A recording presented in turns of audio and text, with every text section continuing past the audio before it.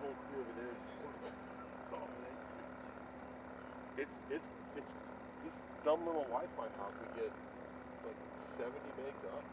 Like it's really fast for upload speed from here. It's I guess it's plug right into the control point. Oh, there it is. Okay. Flying and driving this morning.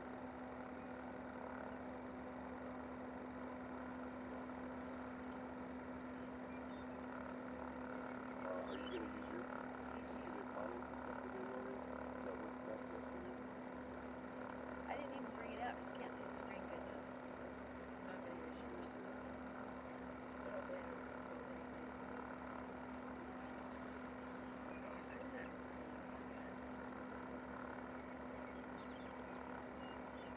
Sorry.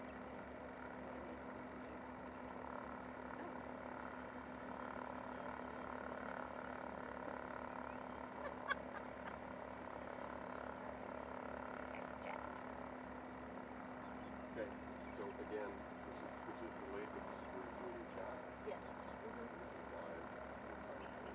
Okay. And then just, you can just turn your mic on and off. Okay.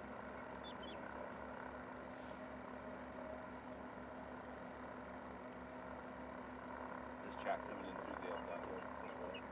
No, it's just on the Mac microphone for now. I'll try chat. No, I don't know that that's available on Aerobatic, is it?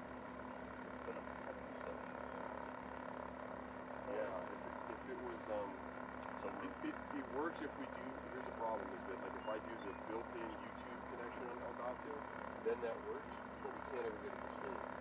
So I'll have to go in and put in the key and stuff like that and do it like a manual stream to make Elgato happy, to make it connect that stream. So that's why we're stuck having to use two.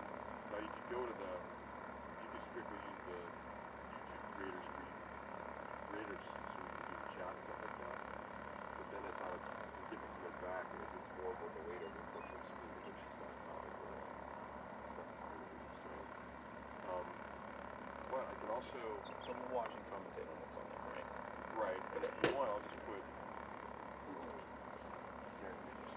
Because I can have chat open on my separate. And I think as long as you snuggle up here close enough, you'll just pick up on the Mac microphone and everybody will be happy. And then, I mean, I came here with the intention of having a mixer and all this stuff plugged into a mixer and breaking the camera or whatever else. And it's just too cumbersome. Yeah. So you guys have got judge's frequency right there, so that kind of bleeds in behind you guys, and you can say, okay, he's clear and whatever. And So, do you want to...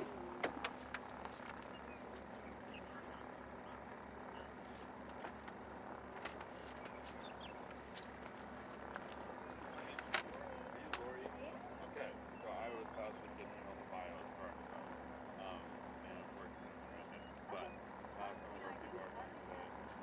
Oh, you'll be Yeah, sure.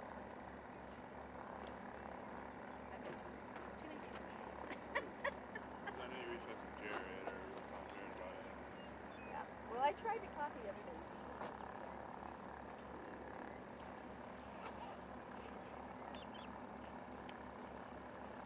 good to see it.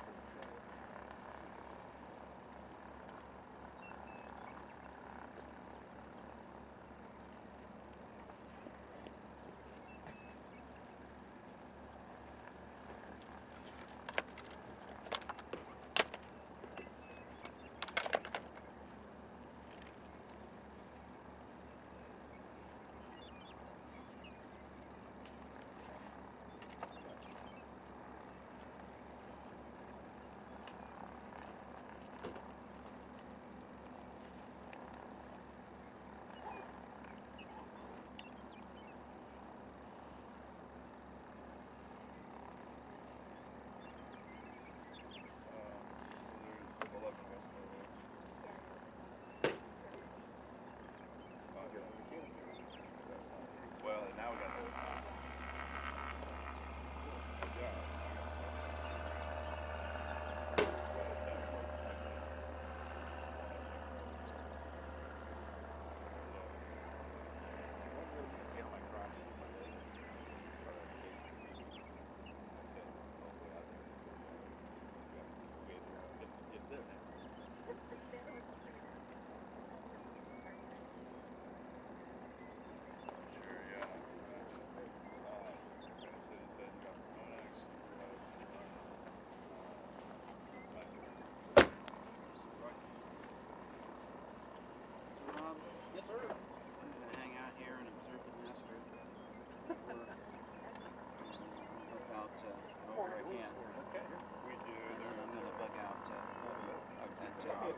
10 or 11 to get back to the briefing. I'll cover for you there. But, if you want somebody to help with Q&A, First 2 years in Texas, I only shot a team trying to get on the category, trying to get on teams. And it was the first year in Oshkosh we started shooting everybody.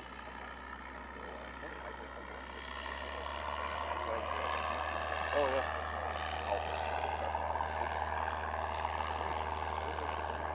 Okay, good.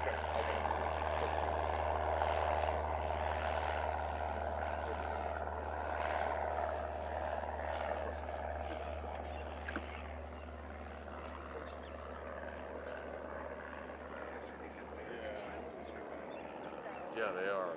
They make it. Yeah. They make it entertaining. It's interesting for sure.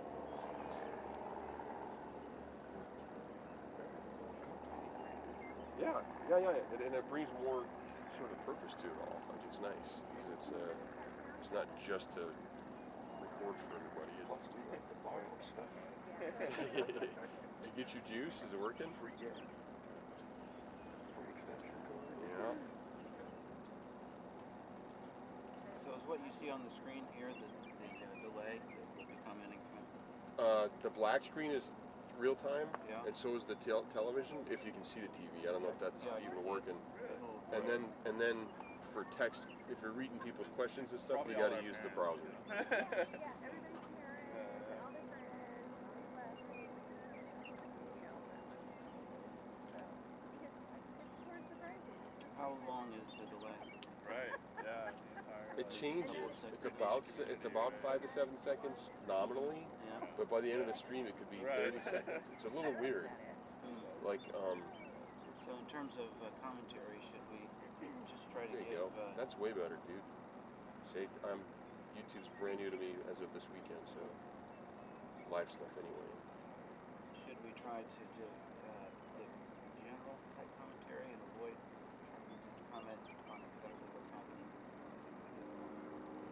So what I did yesterday was, as the person was doing their warm-up figures, which obviously we won't have that here with Primary and Sportsman, I would tell them something about the pilot, something about their airplane, and if I had the intel, more about them, like, you know, they've been in the IAC since 1996, you know, so a little bit of history, and if they were like award winners, because we had 2 people out there that won the Leo last year, which was Brett and Matt Duffy. You know, stuff like that. And I did all that, most all of that research, and then Philip Gray sent me stuff that he had gathered for the advanced category in particular. You get a good number of people watching when it's the college kids, and so if something happens, like somebody takes a break, you know, explain if you have some inkling as to why they took a break, they were getting close to the boundary or whatever, what that might do to their score, if they're sportsmen or whatever. But I wasn't really critiquing the flights per se. I was just calling them what they were physically doing. She's counting points on point rolls and stuff yesterday. It was just cool. It's like just the steady stream of non-obtrusive content from her. That's just it's play-by-play, you know. Most of the people who are watching haven't seen this before. Exactly. Right. So they don't know what's going So on. just a general comments about competition aerobatics, what Right. the figures are. Obviously, Yeah, I talked about some of the awards and stuff that we have, like the achievement awards, and I talked about the Leo and the regional series and that kind of stuff.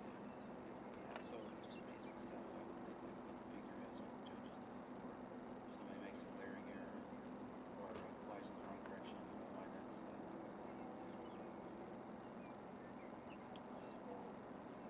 stressors on the pilot, flying technique, and the soybeans are ready for harvest.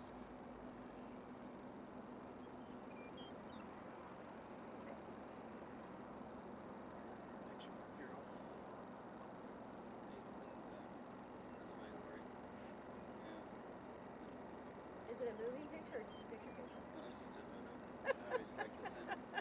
Like, should I just stand here and smile, or should I wave, or? One of the pictures that just came in. Okay, looks like I did get something, so I will check and make sure it's you. Yep, it's you. Awesome. All right. So those are the last 2.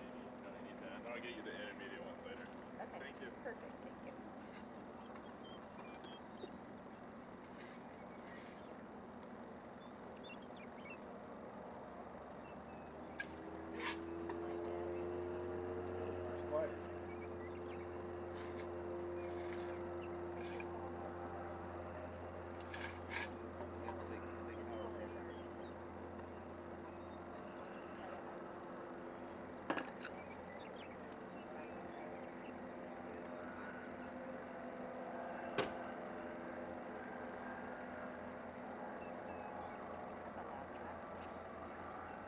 No, it's not. It's a tow plane.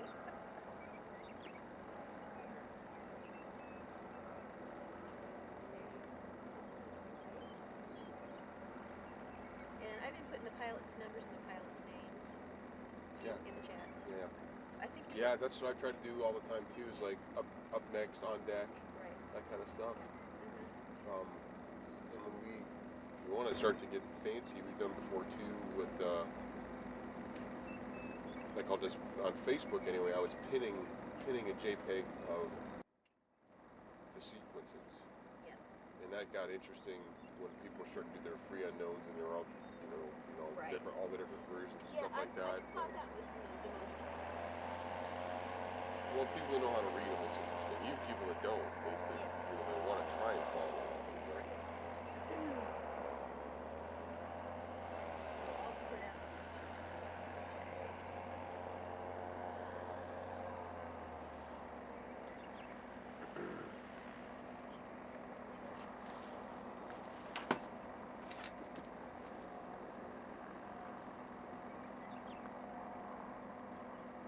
So you want this to be like conversational? Asking questions.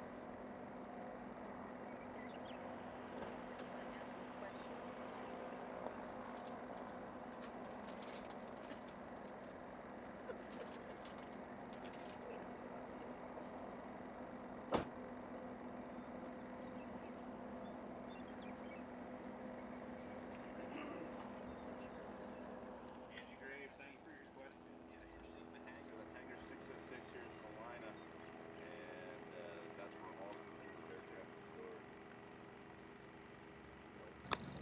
Oh, there we go. Now our mic's hot. Oh, wow. That's really overblowing. You got to mute. You have to mute it.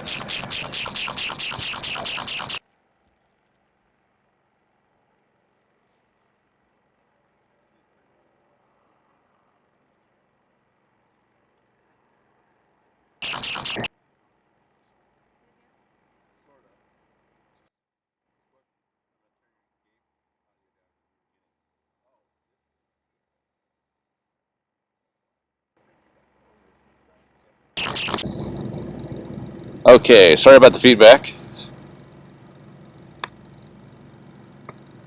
Why? That shouldn't be doing that. Well, we'll figure it out. That is really peaking. Here, turn yours down. Yeah.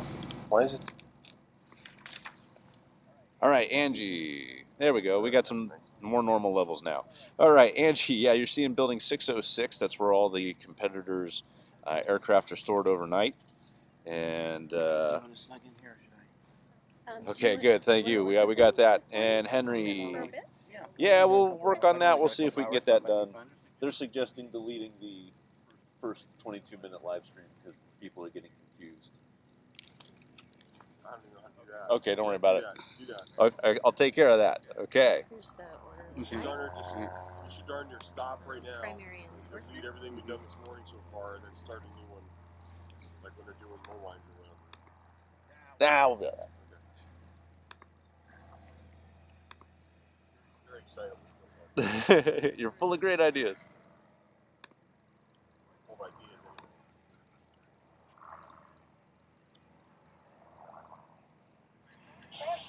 All right, welcome. I'm Rob Dumovic with Spread Aviation. Happy to be here with the IAC, and Dr. Jeff Granger is with me as well, and Lori Penner will be joining us at times. What you're hearing in the background is the box radio. We did just launch a glider into the air. It's going to take them a minute to climb, but we'll be with you here shortly.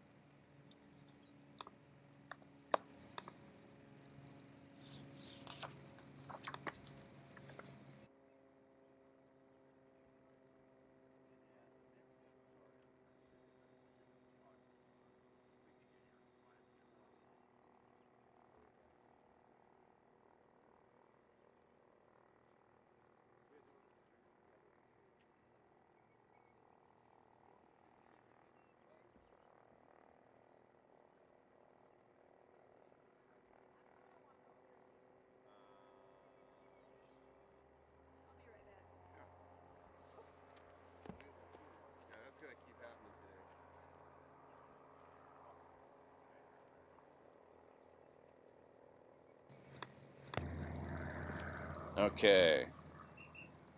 All right, Henry, thank you for that suggestion. We've got that other video gone now.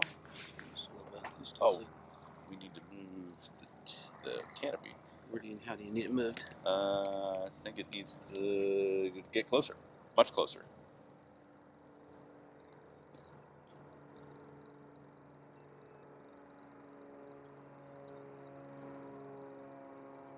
You got a Pitts doing low lines.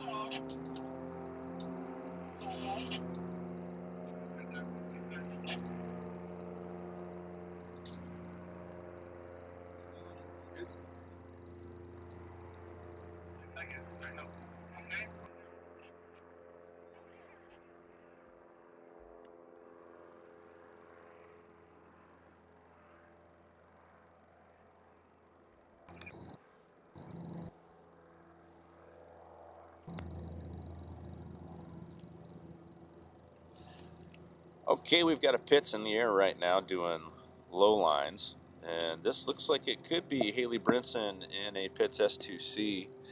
What they're doing right now is they're flying around the borders of the aerobatic box at the lowest altitude allowed for the category, and they're marking the corners, the center, and giving the judges a good sight line for what a low altitude position would be for a competitor in the box.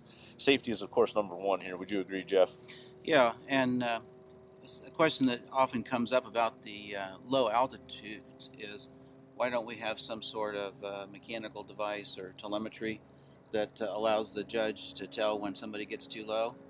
Yeah, that would be nice to have, but no such thing exists right now. You're just depending upon the judge getting a sight picture as the plane flies the perimeter of the box. I usually hold my hand up when they're at the back, see if it's about one hand span. Yep. And then in the front, maybe how many fingers that is, and just kind of remember that so that if they get below it, I can make a low call. So while we don't have mechanical tools or anything standardized as per IAC, and a lot of this is based on perception, we as judges use the tools that we have available to us. Like you like to hold up a hand and see where on your hand the low line passes. Yeah, or your clipboard or Clipboard, anything. yep. Anything. I typically use a sequence card. Yep. Because as a judge, I've always got a sequence card for whatever's being flown there, and so just try to reference that. And we don't want people to be low. We want them to have plenty of altitude and have that safety margin there, and that keeps it safe for everybody. Exactly. And it's generally a pretty safe sport. oh yeah, absolutely. So for Primary and Sportsman, which will be flying this morning, they have a 1,500-foot AGL above ground level floor for their aerobatic airspace. So they're plenty high. They're more than a quarter of a mile up above the earth, while they're at the lowest point in the box. And that's the paradox about the categories. The higher the category, the lower you go. Yeah, absolutely. But I think we're assuming that the skill level is higher and the ability to stay Yes, above yeah. and keep the aircraft in a good spot, safe spot. Yeah. If a judge does see somebody who's low, he can mark low on his score sheet, and if there's a majority of those, there may be a penalty assessed. Yep. So if you have a low assessed for any portion of the flight below the portion of the box, you will have a 0 for the entire performance in Primary and Sportsman. Yikes. And that's a majority of the judges have to agree that that's low. If you get a low call, which they don't have an infringement for that, but a low in the higher categories is a 0 for the entire performance. So we don't want to be low. We certainly don't want to be low, far below the floor. I heard the whistle. I think that means the program's starting. All right. And what category is this? This is Sportsman. They're starting with primary, I believe. Oh, Primary. Okay. Let's see. Oh, I see that Pitts way up there now. We've got a Pitts. Oh, so they're starting with Haley, it looks like. Yep, that looks like a spin. So Well, Haley's interesting. doing a 1.5 turn spin. Yeah, interesting. Primary and Sportsman. The first two figures are the same, so it's a little hard to tell.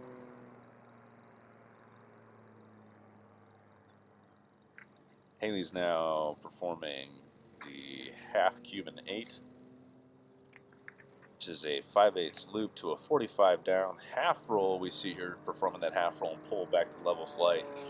Next will be the loop, Here you're trying to make a wind-corrected 360-degree pitch change up through the sky. Varying speeds from all the way up around 140, 150 knots down to near zero at the top. Yeah. And across the top, you're floating and floating and floating. 180-degree competition turn.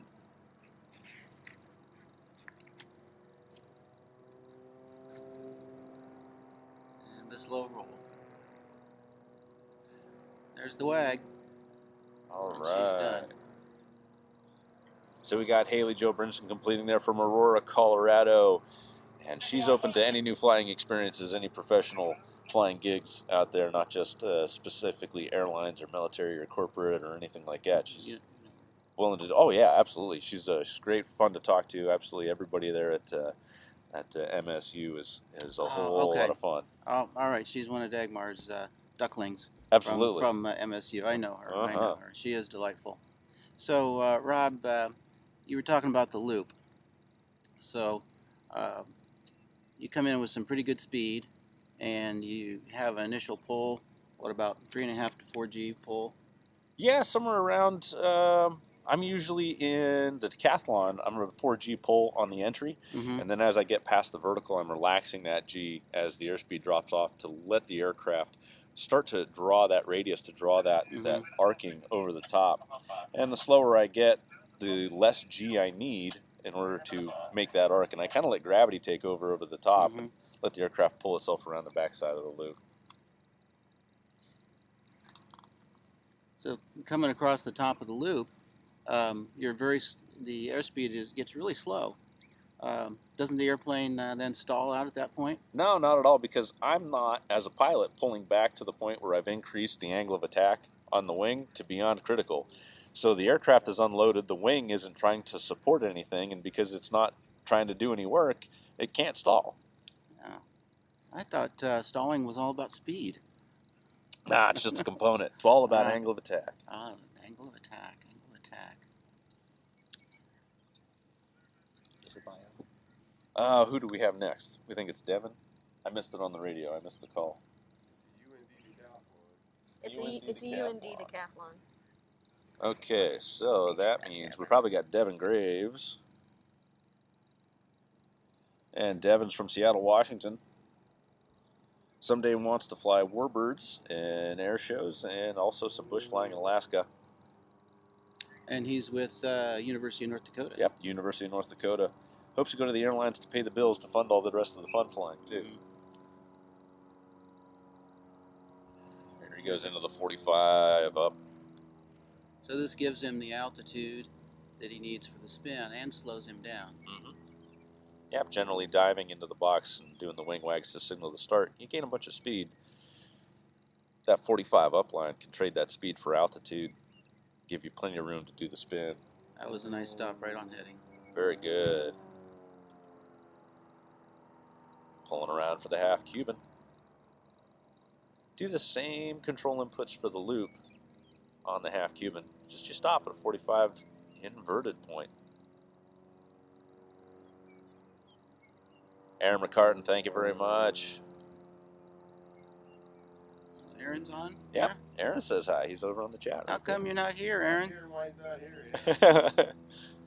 Aaron was just performing with the U.S. national team on the unlimited side and did a fantastic job over in Poland. Rolling into the 180-degree turn. Greater than 60 degrees of bank. Slightly more than 2 Gs, trying to maintain altitude. Coming out on heading. And here comes the slow roll. Right. So, Rob, that turn, was that just to get her repositioned for the... Oh, it's a him. Well, that's the thing. Up in an airplane, you can't tell, see? Just an airplane, yeah. It's a gender... oh, you were referring to the airplane. All the airplanes are like vessels. They're female names. They're female names, yeah.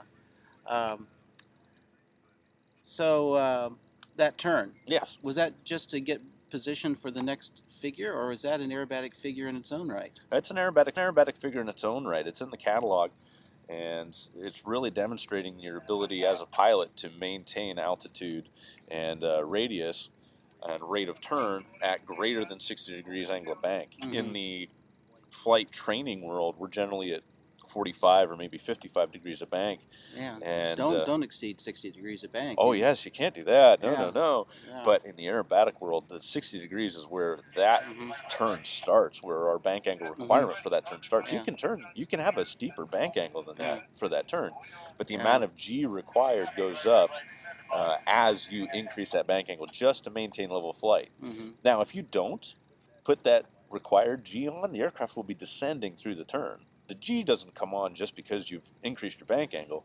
The G comes on when you increase your back pressure on the stick. Mhm. That's right. You could bank 60 degrees and just slip, and you wouldn't be loading up the G.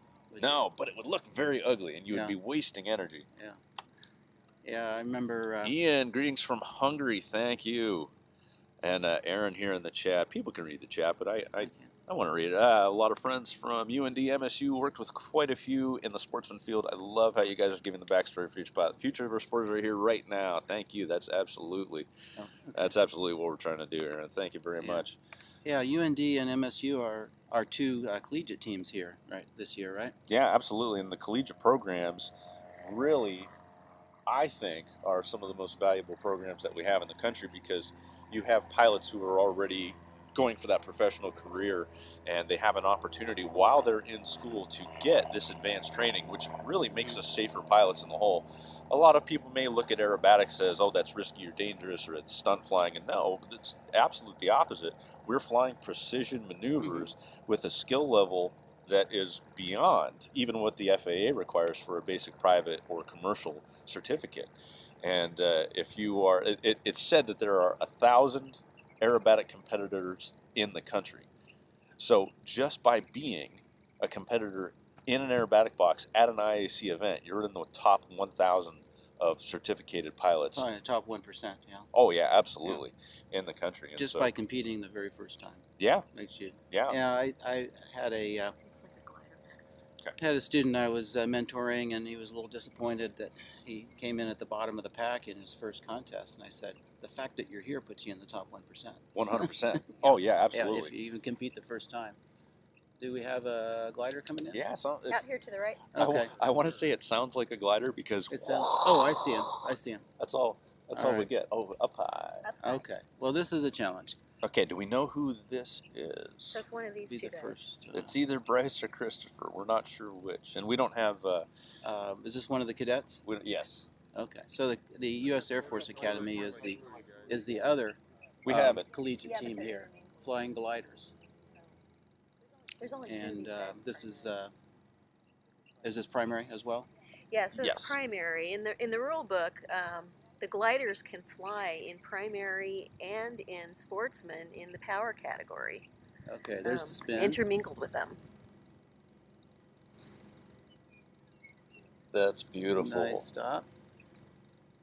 Yeah, those gliders sometimes sneak into the box when you least expect. Yeah, they're quiet. So Quiet. once you pick them up visually, you want to keep your eyes on them, and so you don't lose them. Because if you look away, there's no sound to kind of Yeah. reorient yourself to. It seems like they're all painted white. Makes them hard to spot, and they're very quiet and very slender. Yeah, I think judging gliders is But they're doing especially this. challenging.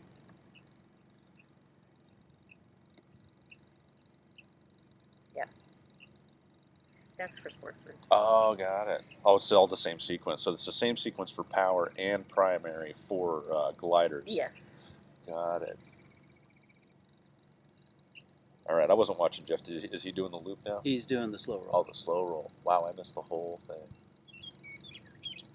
The rolls certainly can be slow for the gliders, and they don't quite have the same judging criteria for the gliders because they can't hold up. They have to exchange altitude constantly Right, in right. order to maintain the energy and Yeah. to perform the aerobatics. Ian Day, thank you. Greetings from Sydney, Ian. Wow, all the way across the country. We've got Hungary, we've got Australia. This is It's amazing. excellent. Yeah. Yeah. So with the gliders, as opposed to power, so in power, they have to start and finish on a level line, either upright or inverted. Mhm. With the gliders, they can exit on a level line, a descending line, or an ascending line, any reasonable line. They just have to maintain that between figures. Yeah. And this sequence starts with a 45 line, but They don't have to fly that, do they? no, in the lower categories, the gliders only do a 30-degree line. Everything else remains the same. Yep. Yeah, I've Okay, looks like up next we have Renee Lorenzen. Renee is also another MSU student. And she is going to be flying the Super Decathlon. You've got a lot of teaching time in the Super D, don't you, Doug? Rob? Yeah, I've got about 3,000 hours in the Super D. I love the airplane. It's a fantastic aerobatic trainer. And I think more pilots got their start in aerobatics in the Super D than anything else. Yeah. So, you know, I've been flying extras for 20-some years, and I wouldn't say I looked down on the Super D, but Citabria series, but I didn't pay that much attention to them. I judged them, but I never flew them. Oh yeah. But about a year ago, I started teaching in the Citabria at Pilot Makers, and I really developed a lot of affection for the airplane. Oh, the Citabria, I think, is the best tailwheel trainer out there Around. because it shows you, it talks to you what you're doing in the airplane. It communicates back to you. It gives you feedback as a pilot, Right. stuff that you can see and learn from. I found it really humbling. We have another glider coming in. Nope, that's the Super D. Oh, that's Super D. Yep. Oh, it's white. I thought it was a There glider. we got wing wags. There's the whistle. Wing wags first figure. She's in primary. Yep. 45 up, so pull to a 45 up. There we go. There's the 45. Push to level flight. Followed by a 1.5 turn spin. So we're looking for the nose to drop, the roll to start, and the yaw to start all at once. She's spinning to the right. Yeah. That was a good stop. That was a good stop. Yeah. You took the words right out of my mouth. Half Cuban is next. Lots of energy on that down line after the spin. You need lots of energy to get into this looping figure. And when we talk about energy, we're generally talking about airspeed or altitude, but mainly I think I reference airspeed with it. So Yeah. if you are low altitude, you need high speed. If you're high altitude, it's okay to be low speed. You're going to trade that altitude. Constantly exchanging your kinetic and your potential energy. Mhm. Nice float.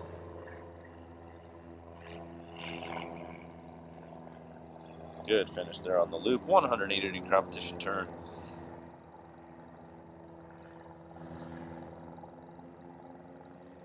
The 180 or any of the competition turns, I think, is a deceiving figure. A lot of pilots look at it and they're like, "Oh, it's a turn. I know how to do a turn." It's deceptively simple. Yeah. Yeah, but there's some very specific grading criteria as Renee wraps up her program there with her wing wags out of the box, where you need to roll, set the bank angle, and start that pull with a minimum of delay. Yes. And some people like to show off that bank angle just a little too long and actually incur penalties. The same thing with the stop on the heading. They'll stop on the heading and then delay their roll. Oh, wait a second. Trying to exaggerate that. And Yeah. that's a place where you can easily lose some penalty points, but it's not a big, it's not a high K figure. So Not a high value figure. right.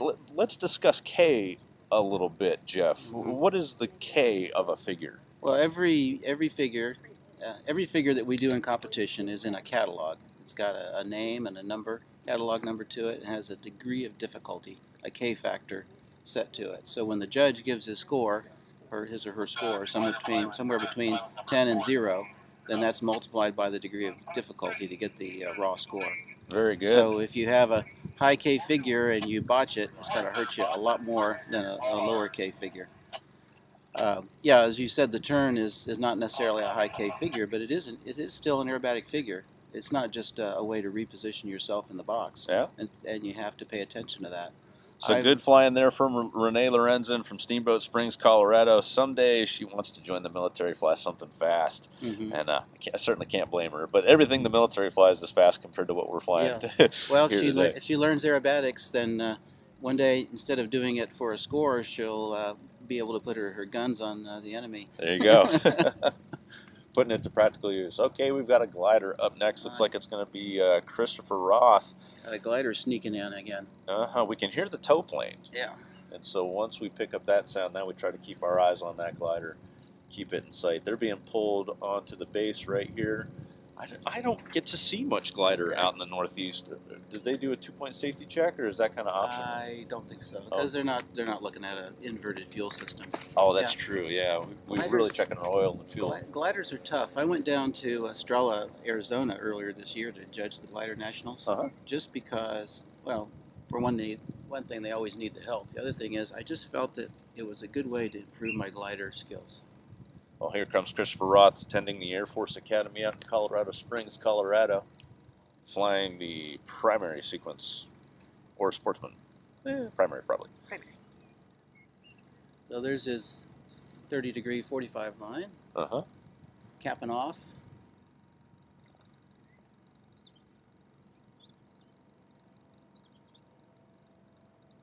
And the 1.5 turn spin.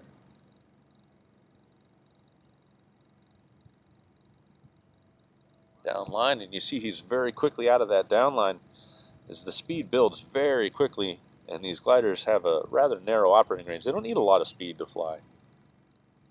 Half cube, another 30-degree line. Here comes the half roll.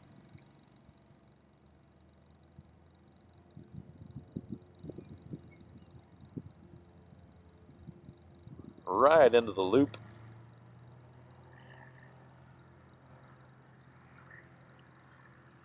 .180 turn.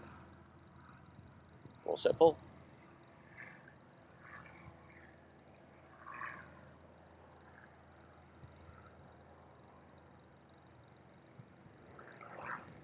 And slow roll. Might have a little bit of a tough time. The judges seeing him. He's a bit close to the east side of the box. Yeah, he'll certainly be downgraded for being over the judge's head. That's an automatic downgrade. Yep, and it hurts the presentation score. So not only are the figures being graded by the judges and getting a score and multiplied by the K value, but also there's a presentation factor to these performances. And the judges are, it's kind of arbitrary. It's whether they enjoyed it or not, but it's the same out of 10. Yeah, there's a lot of subjectivity to this. It's just the judge's overall impression for how it was presented. Something that's way to the back of the box or way to one side or the other or over your head doesn't look as good. This is like figure skating or ballet. It's supposed to be pleasing to the eye, and so there is a score just for that separately.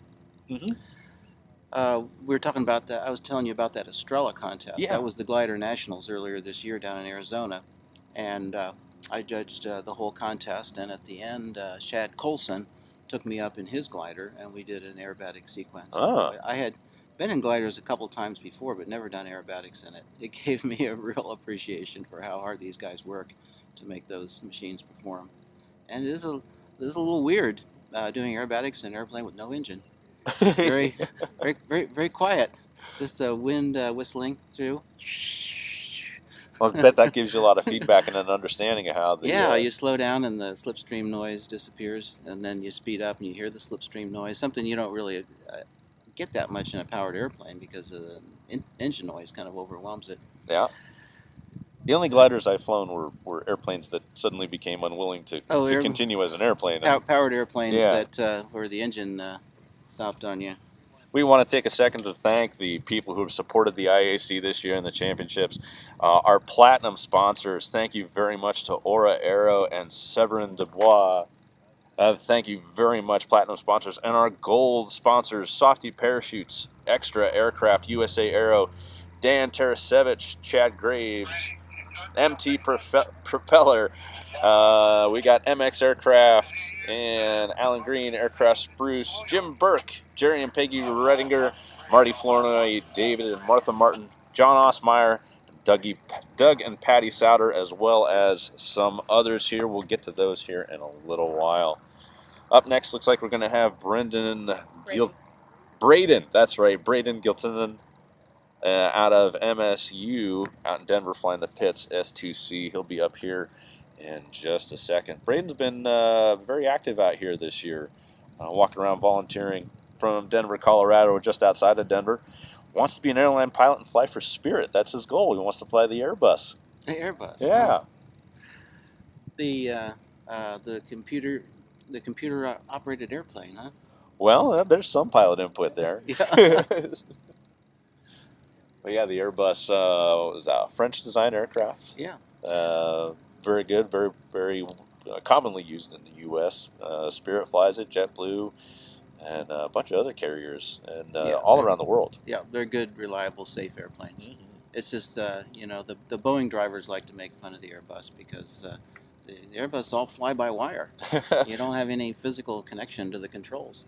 I think there's a pretty common pride in your tools, and there's even a rift between extra drivers and pitch drivers and all that. Oh, yeah, for sure. We have that here, so a little friendly competition is to be expected, I suppose. So we've got 3 collegiate teams here: MSU, UND, and the Air Force Academy. Mm-hmm. MSU is, or UND is flying 2 super decathlons, the red one and the green one. Dagmar's kids from MSU are flying what? They're flying a white super decathlon and also a Pitts S2C. Okay, I didn't realize they had the Pitts S2C. Is that Dagmar's red Pitts? Yes. Okay, that's a C. I didn't realize that was. I thought that was a B. But the Air Force Academy, where's their powered airplanes? They don't have any powered aerobatic airplanes. They do have some Cessna 150s, but I don't Seems believe like they they're... should get a hold of an F-16 or a T-38 or something, right? We'll have a little problem keeping those up in the box. But also, I do believe we have a restriction of only piston-powered aircraft. I may be recalling a rule from somewhere else, but... Yeah, aerobatic competition is only piston singles. Yeah. No twins, no... So Jeff Bourbon has to bring his his extra, right? He can fly his extra in competition, but not the Yak 110. Not the Yak 110. Not the Yak 110 Frankenstein plane. Okay, here he comes. All right, Braden. Good luck.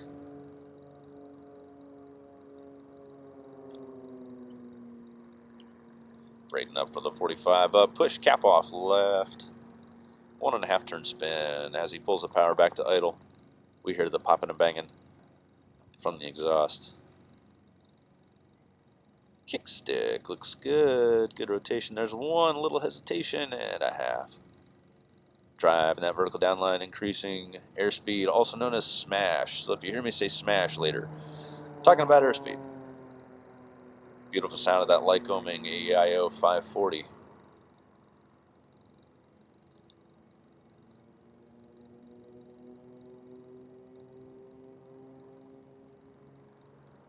Half roll, crisp stop, looked good. Pull back to level for the loop.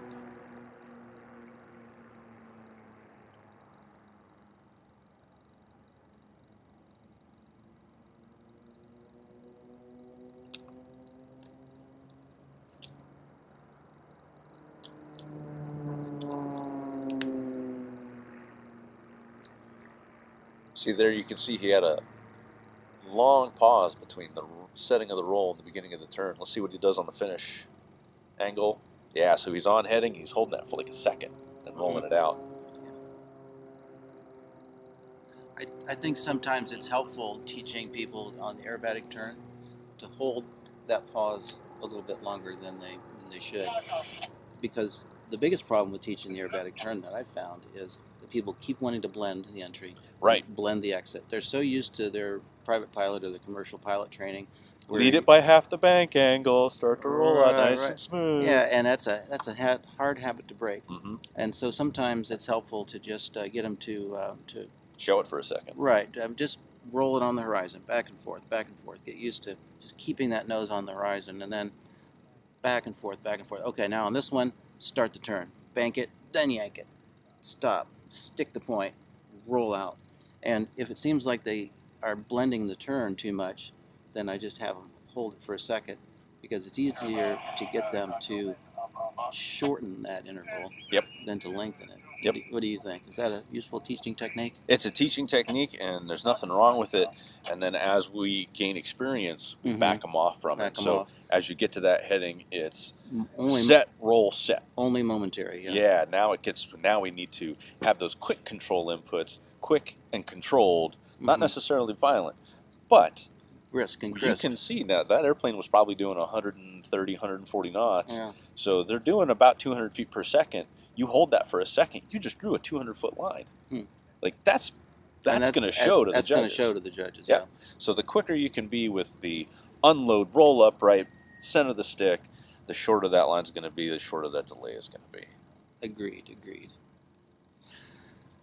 What do we got coming in next? Looks like another Super D. Yeah, it's red, so that, well, there are a couple of red decathlons here. Yeah. It's Josh Feldman from the University of North Dakota. Josh has been a lot of fun, and he's actually from my neck of the woods. So I'm out in Massachusetts, and he's from Needham. He's from Needham, Massachusetts. Oh, no, wait, I got the, nope, yeah, that's Josh Feldman. Right. There's the judge's whistle. Got a wing wag, pull 45 up. Josh has a goal after college, join the airlines, and continue to fly aerobatics. This is an expensive hobby,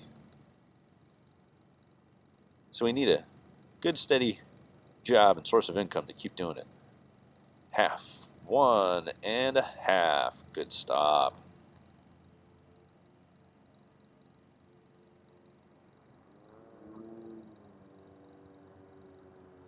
Repositioning in the box. Good, he's using the box. Just past show center. That'll help his presentation score. Absolutely. Not crowding it all in one end of the box. And it's going to help him stay in the box when he has to string together 3 figures on this next line, or like 2.5. Because now he's got the loop. Just past center box, starting the loop. That should help him keep it nicely centered.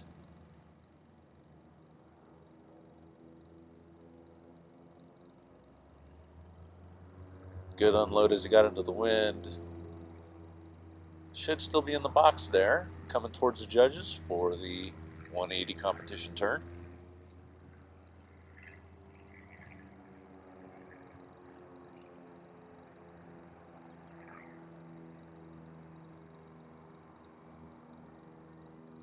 And slow roll right past center box. Very nice. Wing wags out. Nice job, Josh. Good flying. Yeah, thought that was well executed. So you're talking about the cost. Yeah, it is an expensive sport, especially if you buy a carbon fiber wonder plane. Yeah. But then again, I was talking to a guy here yesterday that has a Tristan Eagle, a kit-built airplane that he flies with a 10-person partnership. Oh, that is a good way to share expenses. Yeah, and it is a sport plane, so it's generally going to be used on weekends. If you need a plane for your business, you probably need access to it every day, and you're not going to have it under a partnership. But a sport plane's different. I think it's ideal for partnerships. I was in a 4-way partnership on an airplane, and another 2-way partnership. Yeah. Before I ever got into an airplane on my own. The other thing is you may be able to find a flight school that has an airplane you can rent. It's unusual. Most aerobatic airplanes aren't suitable for rental, but I just acquired a Super Decathlon in July and put it on the flight line at Pilot Makers, our flight school in Provo, and it can be rented with a safety pilot. It's not available for solo rental, but you could rent it with an instructor and go to a contest. So yeah, we're going to collaborate in that way and get some young people to contests in California and Arizona later this year. Excellent. That's the only way the sport is going to grow. I think so. Yeah. Who we got coming up next? Probably Spencer. Spencer Patterson. It's a glider. Oh, nope. It's a glider. Oh, it's a glider. Glider sneaking in on us again. So almost all the gliders here. Sportsman glider, Greg or Okay, Sportsman Oh, I glider. don't have the order of flight for. Oh, we don't have that one with us. Okay. All right. Who'd you say it was? I'll take a picture and send it to you so you have it. Okay. Okay. You take a picture. I'm sorry. Put that in your I phone. gotta try and find it. I hear it, but I don't see it. It's that clip wing. Okay, we're looking for a Greg Borovic. Glider pilot. That's in a Fox, MDM Fox. Uh-huh. So the gliders we've seen so far have been the Air Force Academy. Yeah, DG-1000s. Yeah, they're nice training gliders. They have a pretty long wing. They're pretty slow. They don't roll particularly fast. But some of the non-Air Force, some of the civilian glider pilots that have come here have these higher performance, more aerobatic gliders like the Fox. And so you're going to see, I think, a much more exciting routine from this one. Bit of a different style. A little different style, yeah. So I saw this at Estrella earlier this year. The big difference with the Fox, shorter wing, a much higher roll rate. So I was alluding earlier to the Air Force pilots all flying gliders here. The reason for that is they're all cadets at the Air Force Academy, and they don't get into empowered training until after they graduate. So they're all very hungry to fly, and their opportunity to fly while they're in their undergraduate years at the academy is to get involved in this glider club. He's dropping off right now. Okay, All right, he's so releasing. he's off tow. The Air Force Academy does also have a flight team that is non-aerobatic competition in the NIFA, the National Intercollegiate Flying Association, Okay. which was a organization that I competed with back when I was in college at Kent Not- State University. But precision, but not aerobatic flying. Precision, but non-aerobatic. Yeah, so Ah, cross-country, precision landing, spot landing. There Pre-flight was, inspections, things like Yep, that. pre-flight inspection. Instrument approaches. Yep. Yeah, my brother was on the Ohio State University flight team. Oh, very good. All right, so this is a Fox. There's the There's a whistle, wheel. and he is Sportsman. Yeah, Sportsman. They're flying the same sequence, 45 up. Well, 30 up. 30 up. There's the up line. 1.5 turn spin. Let's see what the characteristics of this glider are.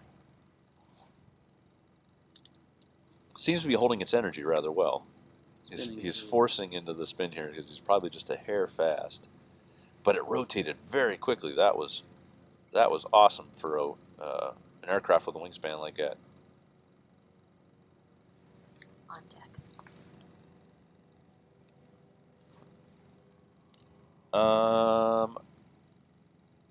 I believe I just saw a pull to the 45.5 roll and I just saw a reverse half Cuban instead of a half Cuban. That is going to be a penalty point. Oh no, I must be looking at the wrong sequence because he's doing something else. He just did a 2-point roll. So I don't think I have his sequence. Yeah, you do. Sportsman glider. At least I don't have it in front of me. And it's too early for freestyles. Where did it go? I don't know. Did it fall? Quarter Clover. He's in the quarter Clover. He's in a quarter Clover. Okay, so scratch what we said about possible penalty points. He's doing a great job. For whatever sequence he's doing. Yeah. Yeah, I just had this out here.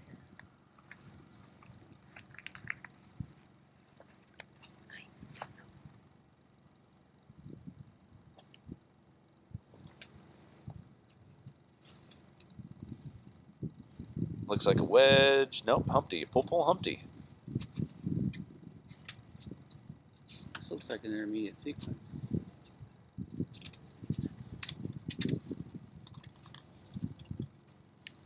There's a hammerhead. Sorry. It was just here. It's okay. I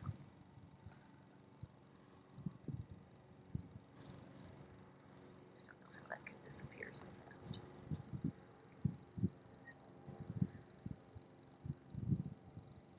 Gungan Works giving us the play-by-play in the chat. Thank you, Gungan. We'll have you on next time. And there's our wing wags. Okay, so we didn't have that sequence in front of us to, But that was actually really well flown. That was So very nice program. Apparently, the primary gliders fly the primary power, but there's a different Sportsman glider.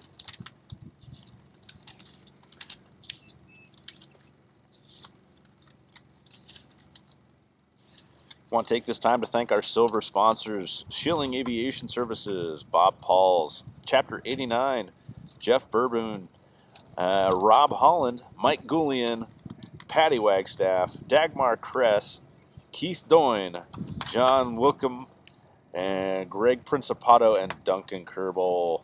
Thank you all very much for your silver sponsors. If you would like to sponsor, be a sponsor with the IAC and get your company or name mentioned out here on the live feed, head on over to IAC.org. There's a sponsorship button on there, a donate button, and we'll be happy to have you. Yep, it's under the Nationals tab. Yeah, here I've got the Sportsman glider sequence now. Okay. Yeah, so that did start out with the 45 line and the spin, but then went into a reverse Cuban, a slow roll, a quarter Clover with the roll on the up, a 90-degree turn, a Humpty, a hammerhead, and the loop. Yep, and I think I was confused because figure 3 was where the deviation happened. Yeah. And I saw him do the 45 up with the half roll and said, nope, that's the wrong thing. Something different. So we got our stuff squared away here, ish, maybe. Wash 2004, thank you very much. Dimitri, thank you. Thank you for streaming. This year's competition becomes a recurring thing. Well, we hope so too. And thank you for joining us. Make sure if you like the stream, tell your friends. If you don't, tell your enemies. We'll be happy to have them on here hosting everybody. So make sure to like, share, and subscribe on Facebook and any social media, Twitter that you have. That the live stream is up. How can my friends find this live stream right now? Oh, if you're out there listening, you already are on it. Also, we're live streaming on Facebook, I think, as well. No, just YouTube. Okay, I get the disappointed head shake from Lori, but we're on YouTube here, and if you're hearing my voice, you already know it. Alex Huey, good to have you. But yeah, we're out here on the International Aerobatic Club channel on YouTube. Next up, we just got the whistle for Spencer. Yes. Spencer Patterson flying the Super Decathlon. Spencer's also out of MSU. Oh no, he's out of North Dakota and Milwaukee, Wisconsin, hometown. Hopes to fly for United Airlines and also fly F-16s in the National Guard at the same time. 1.5 turn spin. Little over rotated. You can see the correction back there. That's what we call a tiger mistake. He got aggressive with it. We like aggressiveness. Going for the half Cuban.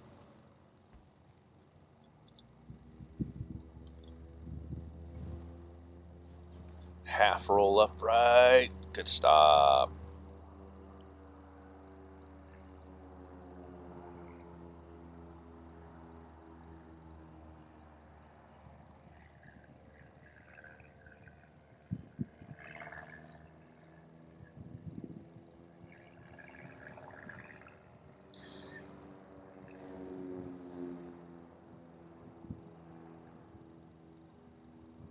I'll watch 2004. That'll be awesome. We look forward to your post. Yeah, the Tiger Moth is a beautiful airplane.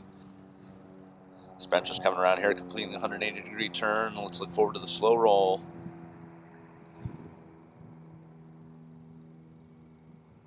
All right, so the slow roll for a decathlon, it looks slow, but that's as fast as the decathlon rolls, about 180 degrees per second. And the slow roll, as far as I understand, got its name as in comparison to the snap or the flick roll. The fast roll, yeah. Yeah. Yeah, there's a lot of different rolls, as they say. You can roll just about any airplane. Didn't Kelly Johnson roll the, or Tex Johnson rolled the Boeing 707 prototype? He did the Dash 80, yeah. And when asked about it, he said he was selling airplanes, but the airplanes at 1G during that particular roll, so it didn't know it was upside down. Yeah, I went to AirVenture this year and watched the air show every day, and I got out there in a Bonanza and did a low-level routine. And, probably Jim Peets? Yeah, and then there was a Beach Baron that did an air show routine, rolling and rolling, and a lot of beach aircraft. Beach 18 got out there and Yep. did Cuban 8s and rolled. Just doing a roll is not particularly stressful to the airplane. If done correctly. If done correctly, yes. So, if your aircraft is not rated for aerobatics, don't try this at home. yeah, don't go out there and just roll it and thinking, oh, they said it was okay on the live stream. No. There's a right way and a wrong way. The lower the capability of the airplane, the more difficult it is to do a maneuver like that.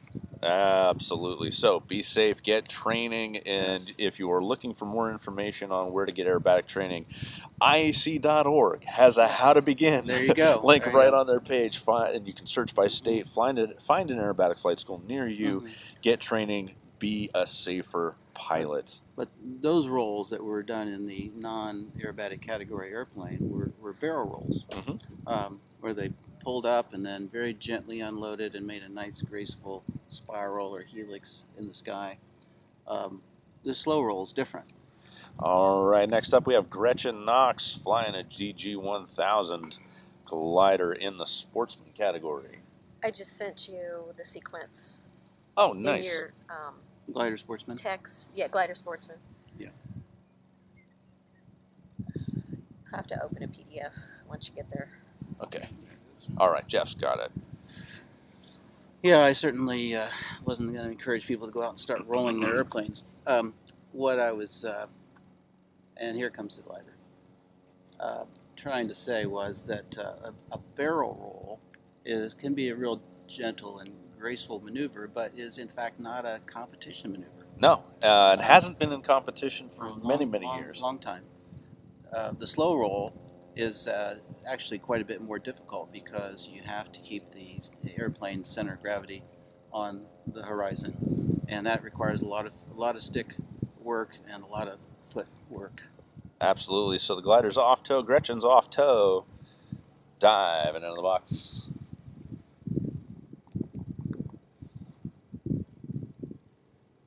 We await the wing wags. There they are. So the wing wags signal to the judges that the competitor is about to begin their sequence. It's like, hey, look at me. Here I am. Pay attention. Wake up. Looking for that 30-degree upline. Push cap off. Left into the 1.5 turn spin.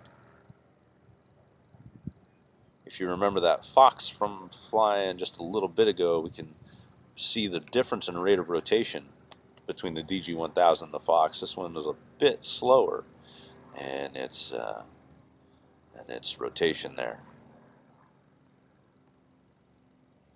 Here comes a reverse half Cuban. 45 up, half roll to inverted. Come on, get there. 5/8 loop down, back around to level flight.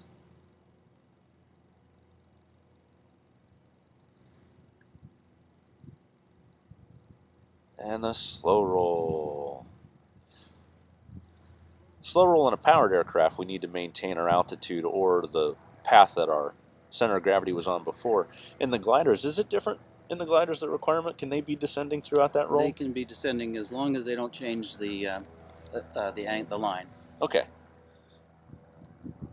Quarter Clover is a very fun maneuver, followed by a 90-degree competition turn. Set that heading, start that roll back to the wings level, followed by a pull, pull, pull Humpty. So here's the first pull to the vertical. Here's the second pull, half loop, over the top, back to vertical down. And the third pull, back to level flight. The pull, pull, pull, Humpty. Humpty bump. Hammerhead. Pull the aircraft to the vertical. And this is particularly challenging because they don't have prop wash over the tail. Yep. I am at a loss to see how they do it at all. Kick early. And patience. They have to kick early, get a little bit of angular momentum going to carry them through that pivot. And finishing the Sportsman sequence, final figure here is the loop.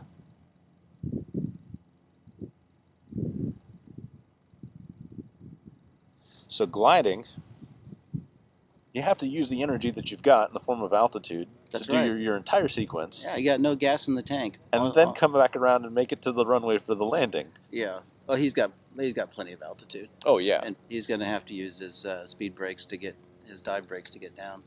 Or otherwise, he's going to go and go and go. So this slow roll, the funny thing about the slow roll is it's a little bit of a misnomer. You can do a slow roll fast, or you can do a slow roll slow. Oh, yeah. You can do a slow roll in between. Mm-hmm. The key thing is it's done with the stick and the elevator and a little bit of rudder coordination, but it's the aileron that makes the plane roll. Oh, absolutely. The snap or the flick roll is a little different, and you first start to learn that, and you think, how in the world can I roll by using the rudder? And when I'm teaching it, I have them bracket the stick. So let's try it first. No lateral stick movement. Mm-hmm. Let's just see. It's bring the airplane up to a critical angle of attack. Put in the rudder, and you semi-stall the inboard wing, and it, as the French say, it flicks around. It flicks around. Snap, flick, same thing. So with one wing basically not flying and one wing still flying, You got that differential in lift really whips the airplane around. Really whips you around. Or flicks you around. Flicks you around. But it's an auto rotation, and Mm-hmm. the same as As a spin. Spin, only you can do it on any line, a level line, a vertical line, a 45 line. It's all the same. I find it very helpful in teaching upset recovery to bring the power way back and get somebody flying around on the verge of a stall, and then experiment with different rudder inputs. And I think they're often astonished at how quickly the airplane will snap over in a turn. That's especially helpful. And you do a lot of upset recovery. I'm not telling you anything you don't know, Rob. Yeah, generally I'm using those inputs to at times to put them into a situation that basically simulates a wake turbulence encounter. Mm-hmm. Or a turn from the base leg to the final and get a little bit too much rudder in. Lars Hoffman with a little bit of an explanation on the hammerhead or stall turn for the glider. So use pre-tension before the stall turn or hammerhead. In other words, side slip going upwards, and it will give you enough effect to turn the glider around as quick as with prop wash. So they're kicking. I interpret that. Thank you, Lars, for the comment. I interpret that as they're kicking much sooner than we would in our powered aircraft because they don't have that spiraling slipstream. Yeah. Okay. So a little bit of a side slip going upwards. Mm-hmm. I mean, I've judged these gliders. I wasn't aware of it. So it's one of those little tricks the pilot does. Pilots use a lot of tricks to make the airplane do things that they hide from the judges. Well, the competition is about a pilot making a judge see what the judge wants to see. That's right. The best competitors do it that way. We don't know what kind of Jackie Chan maneuvers you're making inside the cockpit. If the airplane moves smoothly through the sequence, that's all that counts. Yep. What happens inside the airplane's a black box to us. It's hidden. Yeah, and it can be hazardous for a judge to think like a pilot and hazardous for a pilot to think like a judge. Now, could somebody... Oh, there's the whistle. Wingwags. And who's this? This is Andrew Fisher in a Pitts S2C out of MSU. Andrew's from Mexico City, wants to fly corporate or charter aircraft someday, as well as perform in air shows. So he plans on continuing the aerobatic flying. That 45 up looks solid, 1.5 turn spin.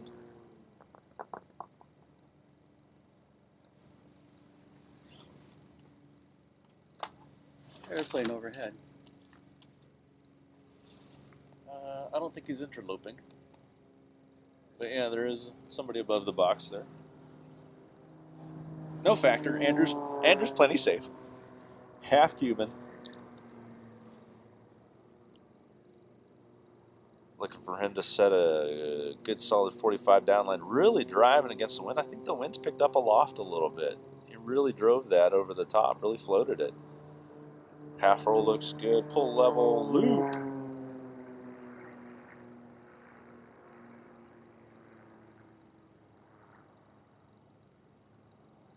Good float.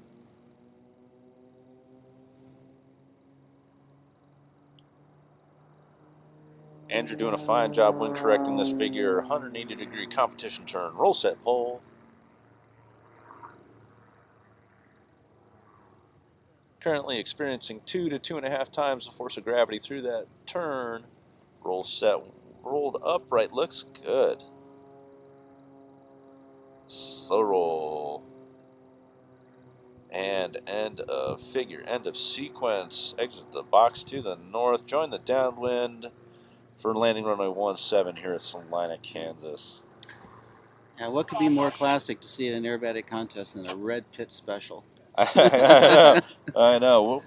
When did Curtis fly the first pitch? I don't know. It was back in the 1950s. Yeah. It was a single-seat open cockpit plane with about 90 horsepower. Now, I am not the most well-versed in the history of pits, but I believe that first flight was an FAA inspector came out, or maybe it was CAA back then, I'm not sure when the transition happened, came out, looked at the aircraft, didn't really know what he was looking at, and refused to certify it. And so the inspector walked away, and Curtis, just shrugged, knowing it was safe, knowing it would fly, went up and flew it anyway. Well, the inspector was not necessarily hiding in the bushes, but wasn't that far away, watched it fly. He came back, landed, and the inspector came over and handed him his certificate of airworthiness for the aircraft, going, well, I guess you made it, so good job. Well, it was a genius design. I don't know all about all the aerodynamics, but the difference in angle of incidence of the top and bottom wing and the sweep of the top wing just gives it unique performance. And that design has gone through many evolutions with the single seat pits and the two-seaters. I took my core aerobatic training in a Pitts S2B with the late great Bill Thomas down in Venice, Florida. It was a wonderful experience. It was over the winter of 1994, 1995 while my Skybolt was being recovered. And that kind of training just... Okay, we've got a primary competitor here. This looks to be Nina Stewart, sorry. Nina Stewart, the American champion, super decathlon. Nina's an MSU student. Is she the team captain? I would go with yes. She seems to have a lot of authority. She very much knows her stuff out there. So Nina's the team captain at MSU out of Denver, Colorado. And she wants to fly corporate or cargo. And she plans to also take over the collegiate chair and replace Jordan Ashley with the IAC next year, I believe is the plan.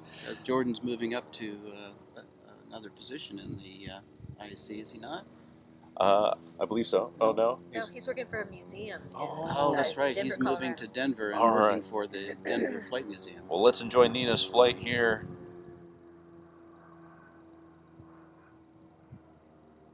Into the loop at this point, looking good so far.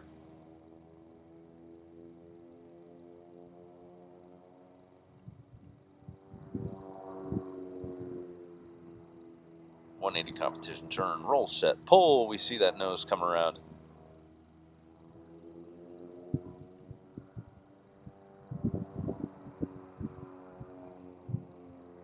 Slow roll. Nice job, Nina. Wing wag out of the box. That plane rolled like a chicken on a rotisserie spit. It just rolled right around. You didn't see any yawing. You didn't see any nose drop or anything. But that's deceptive. That it takes a lot of coordinated movement of rudder, aileron, and stick to get that to roll so smoothly. It is one of the most deceptive maneuvers, I think. Yeah, it's not just push the stick over. You have to use a combination of rudder, elevator, aileron in order to make that aircraft track that straight level line through the sky as it rolls through 360 degrees. Unless you're flying an extra, then no, I still do it. I still do it then. Not so much. Maybe that's why my scores were so low. I don't know. Rolling an extra when it's going 160 knots is about as difficult as stirring your coffee. It's just pop, pop, pop. Pop, pop, pop. Yep. Yeah. Fast hands. Fast hands. Yeah. All right. So, yeah, excellent. Thank you very much, Nina Stewart. Great job with that flight. Up next, we're anticipating Kieran Vigiano. Kieran will be flying a Super D, and I believe he's a competitor out of UND. Yeah, UND has a huge collegiate Program. pilot training program, and the Aerobatic team is one of the jewels in their crown, managed by Michael Lentz, the hat. Right? The hat, yeah, Michael.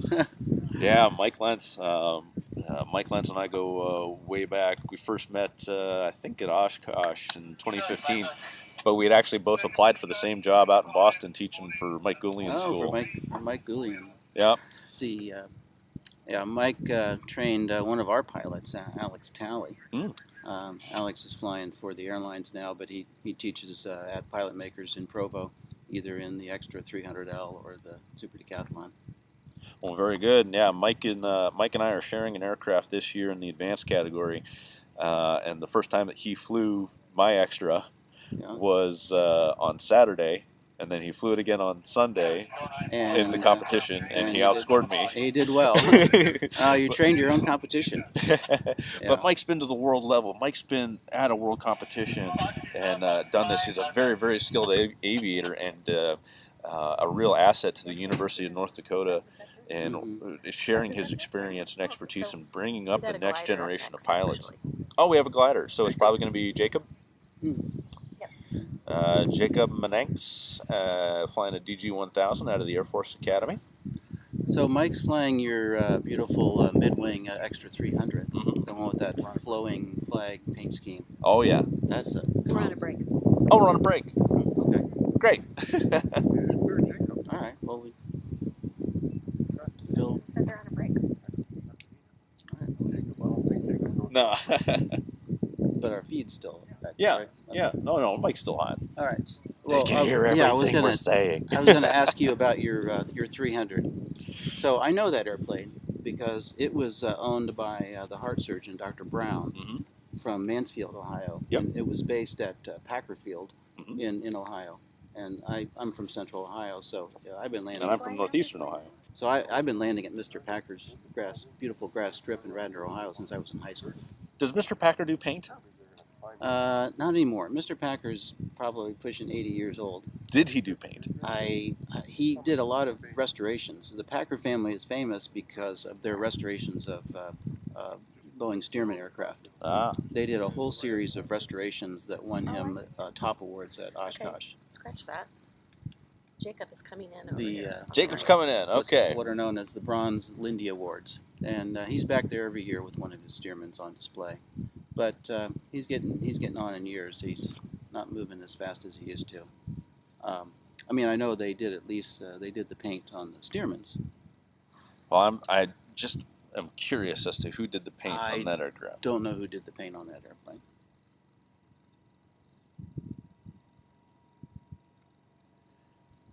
Okay, looks like we are going to have Jacob diving into the box from the right. All right, he's on base leg on toe. Yeah. Right now. And he's off toe.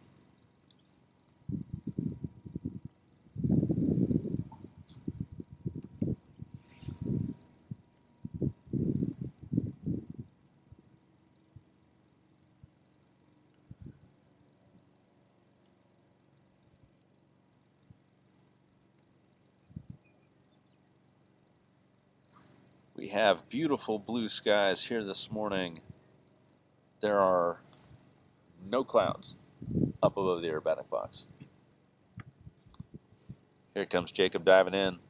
Wing wags. There's the whistle. Judge's eyes to the sky.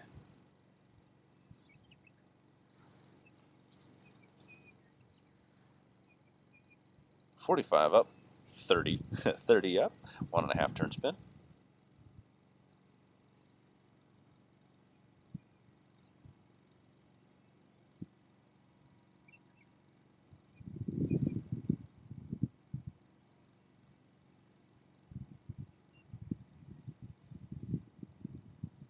Pull to level, 30 degree up, half roll to inverted.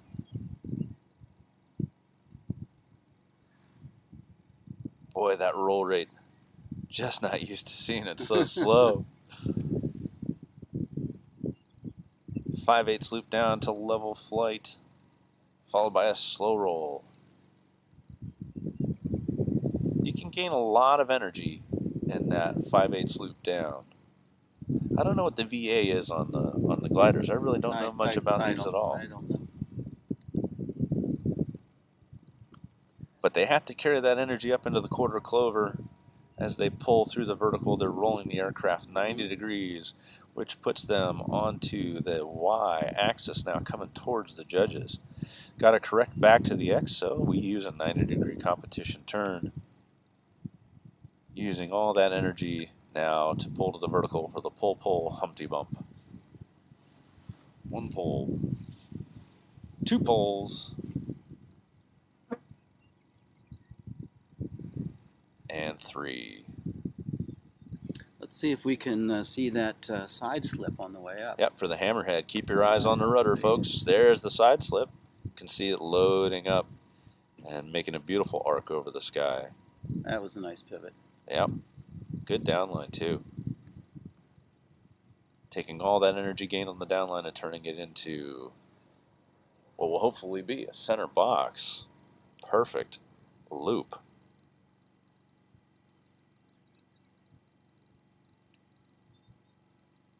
Now, as far as I understand it, the cadets at the Air Force Academy, they move up in category every year that they're at the academy. That they're on the glider team? Yeah, they're on the glider team. So does this mean he's a sophomore or a junior? I don't know. I wasn't aware of that. Yeah, this was something I picked up in the last couple of days. In civilian competition, you pick your category. Yeah, you can show up and fly whatever you want. You could show up in a carbon fiber Wonder plane and fly unlimited your first contest, if you were so bold. Yeah. It's in that sense, it's unlike a lot of other sports where you have to start at an initial level and qualify to move up, and somebody is making that decision for you. We pick our own categories. Okay.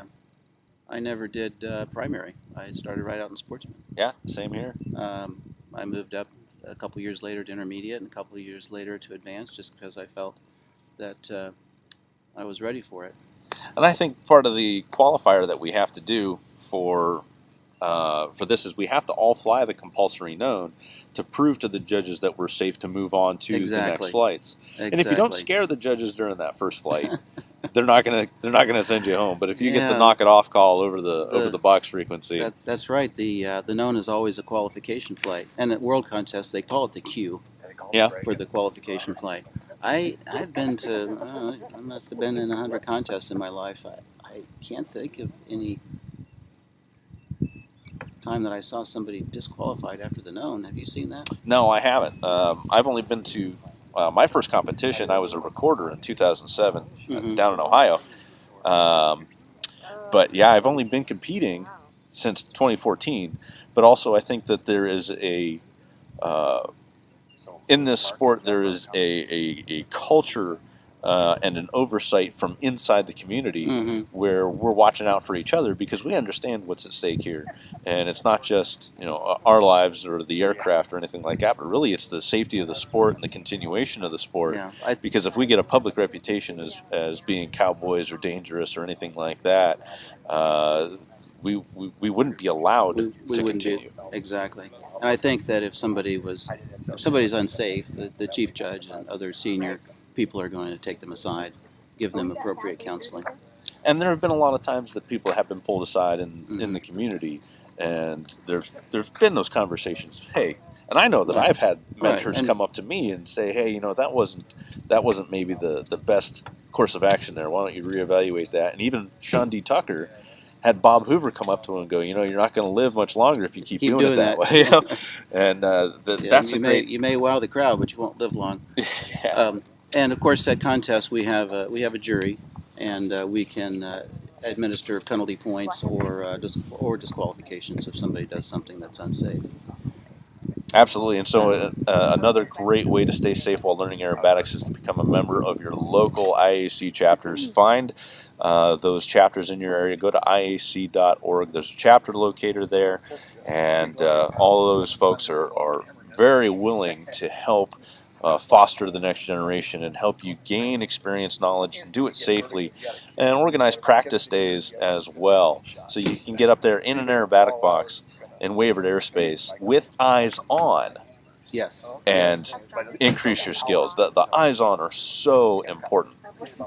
That's one of the hardest things to find in starting the sport is good coaching and mentoring. I was active for many years in the IAC 34 in Ohio, and we had regular practice days in the spring and the fall where we'd get into the wavered airspace of our aerobatic practice area and get a coach to help us. All right, we're going to take a little break for a bit. We'll be back with you here shortly once the flying resumes. Thank you very much for joining us. Make sure to share the live stream with your own social media feeds on Facebook and Twitter. We'll be back in just a little bit.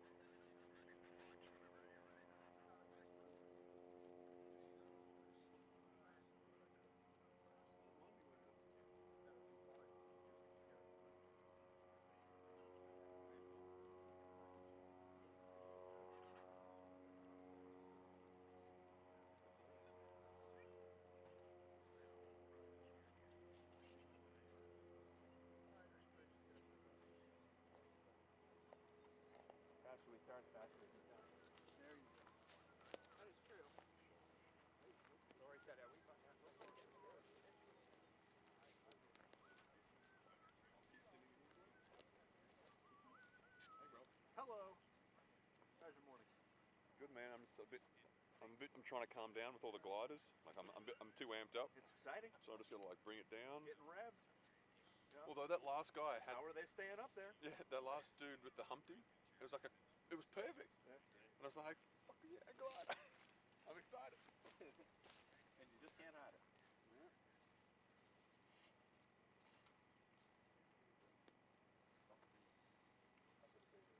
No, no. I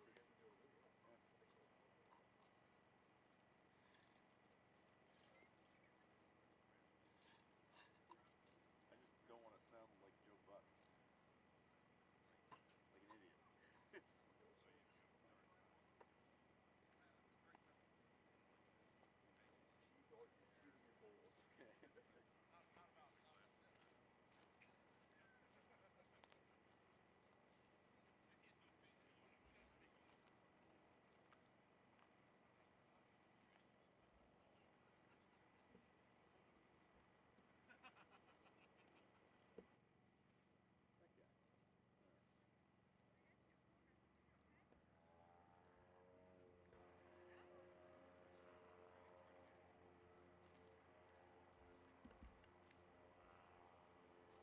Cold over there, Rob. I am. We're sitting in the shade so we can see the screens, but that means there's no sun. Yeah.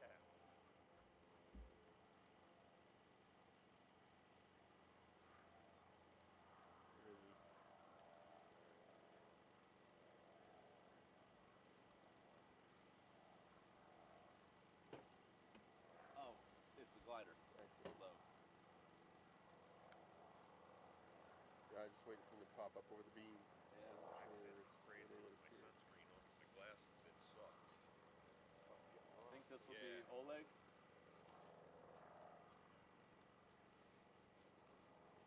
Can you tell if it's a fox?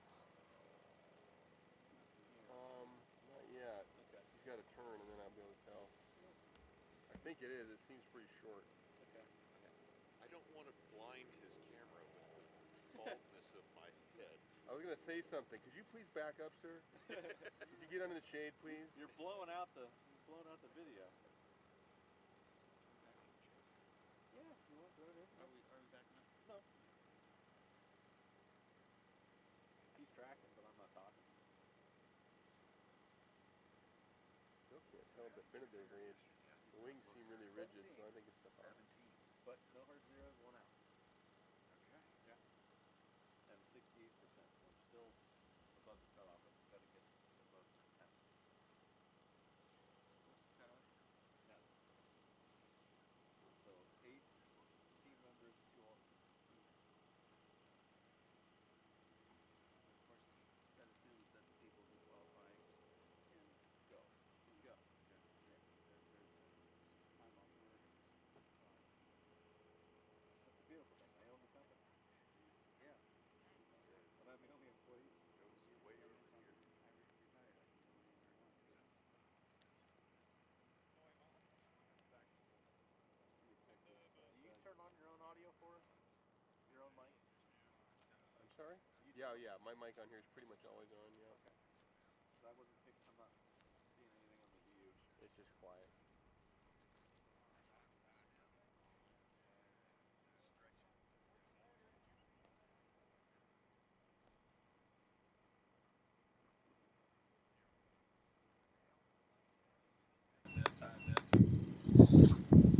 And welcome back. We're just getting the glider up, going in the air. So we want to take this opportunity to thank our sponsors once again. Our platinum sponsors, Aura Aero and Severin Dubois. Thank you very much for being our platinum sponsors.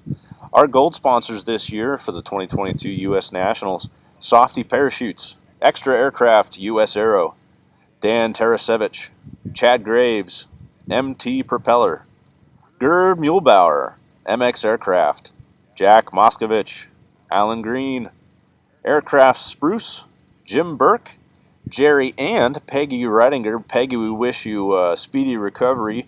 You got a little bit of an illness coming out here to the Nationals. Marty Flournoy, David and Martha Martin, John Osmeyer, and Doug and Patty Souter. Thank you very much for choosing to be gold sponsors for the U.S. National Championships for 2022. Our silver sponsors, Schilling Aviation Services, Bob Pauls, Chapter 89, Jeff Burboon, Rob Holland, Mike Goulian, Patty Wagstaff, Dagmar Kress, Keith Doyne, Jack Wilcom, Greg Principato, and Duncan Kerbel. Thank you very much. Bronze sponsors for this year, Lori and Gordon Penner, Craig Gifford, Jim and Terry Brandsteyer. I think that's how you pronounce that. I feel really bad if I get a name wrong, because with the last name of Dumovic, I get it all the time.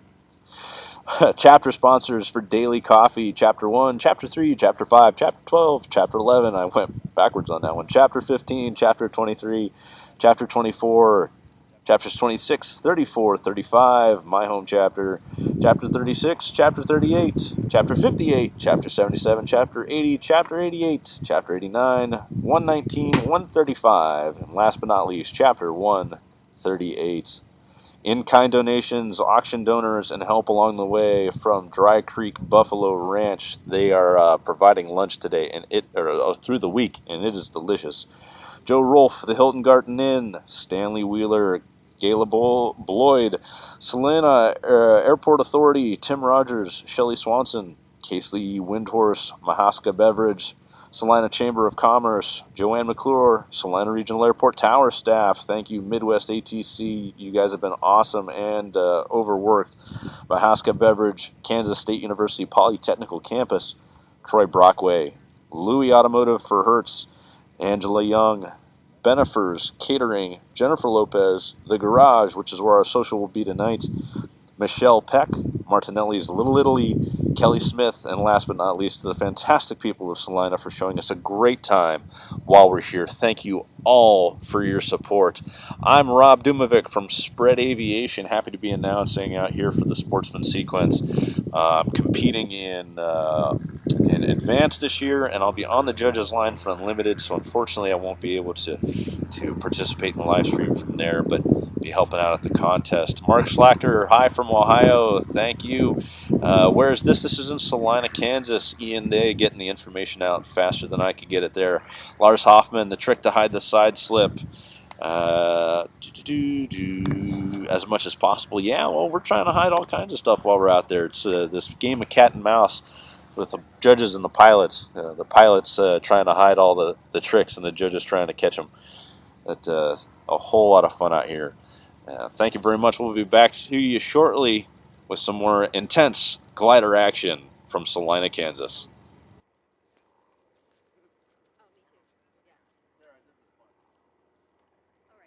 Rob, I talked to Hector. He said I could cover for you. Okay, cool. We should probably like. Well, I don't know what else to use. Can't just record it and play it.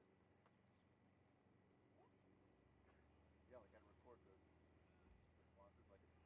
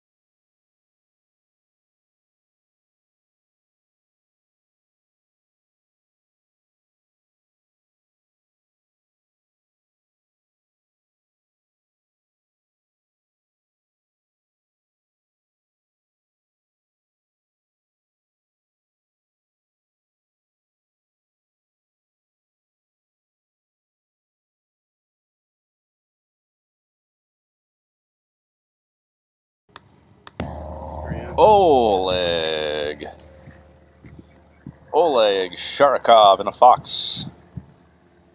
MDM Fox glider. This is Rob putting down his Cinnamon Toast Crunch. Here with Lori Penner now. Lori's taking over for Jeff, who's got to go to a judge's briefing. Enjoying an orange. She's staring at me right now, embarrassed, trying to speak, find the words. And of course, Rob has to ask me questions while my mouth is full. Well, a part of my previous career was I had a job. I was a waiter, and the waiters always come over when your mouth is full. And go, is everything doing okay? That's the next question I was going to ask you, if you had ever been a waiter before. I had. Yeah. In an Italian restaurant with my best friend was the head chef, and yeah. Air Force trucks rolling out. A couple people going back to the hangar. A couple judges need to go back for a judge's briefing. Jeff is going with them, and I'm supposed to go there too. But Hector said Jeff could fill me in.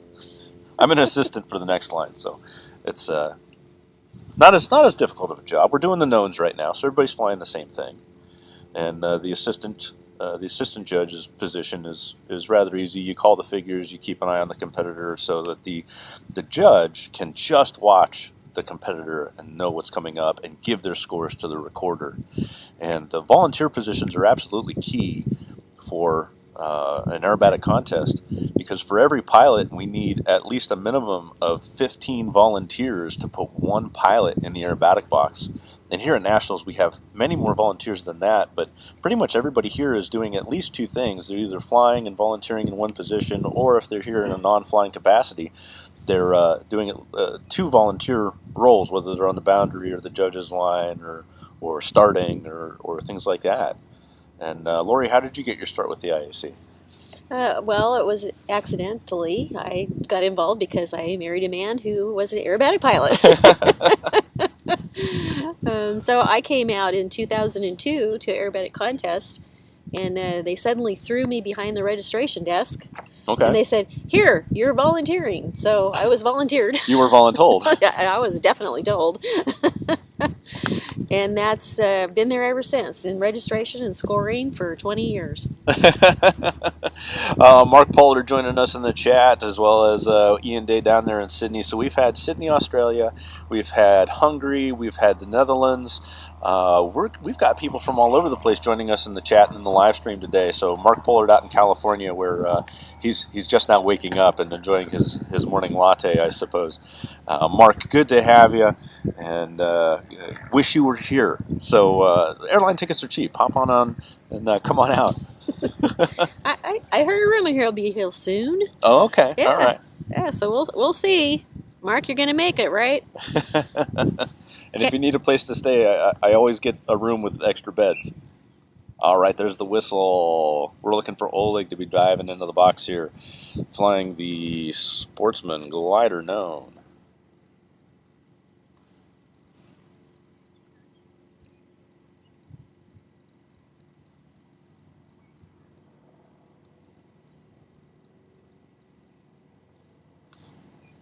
All right, excellent look and spin. We can see that roll rate is so much faster with the Fox. Much higher performance.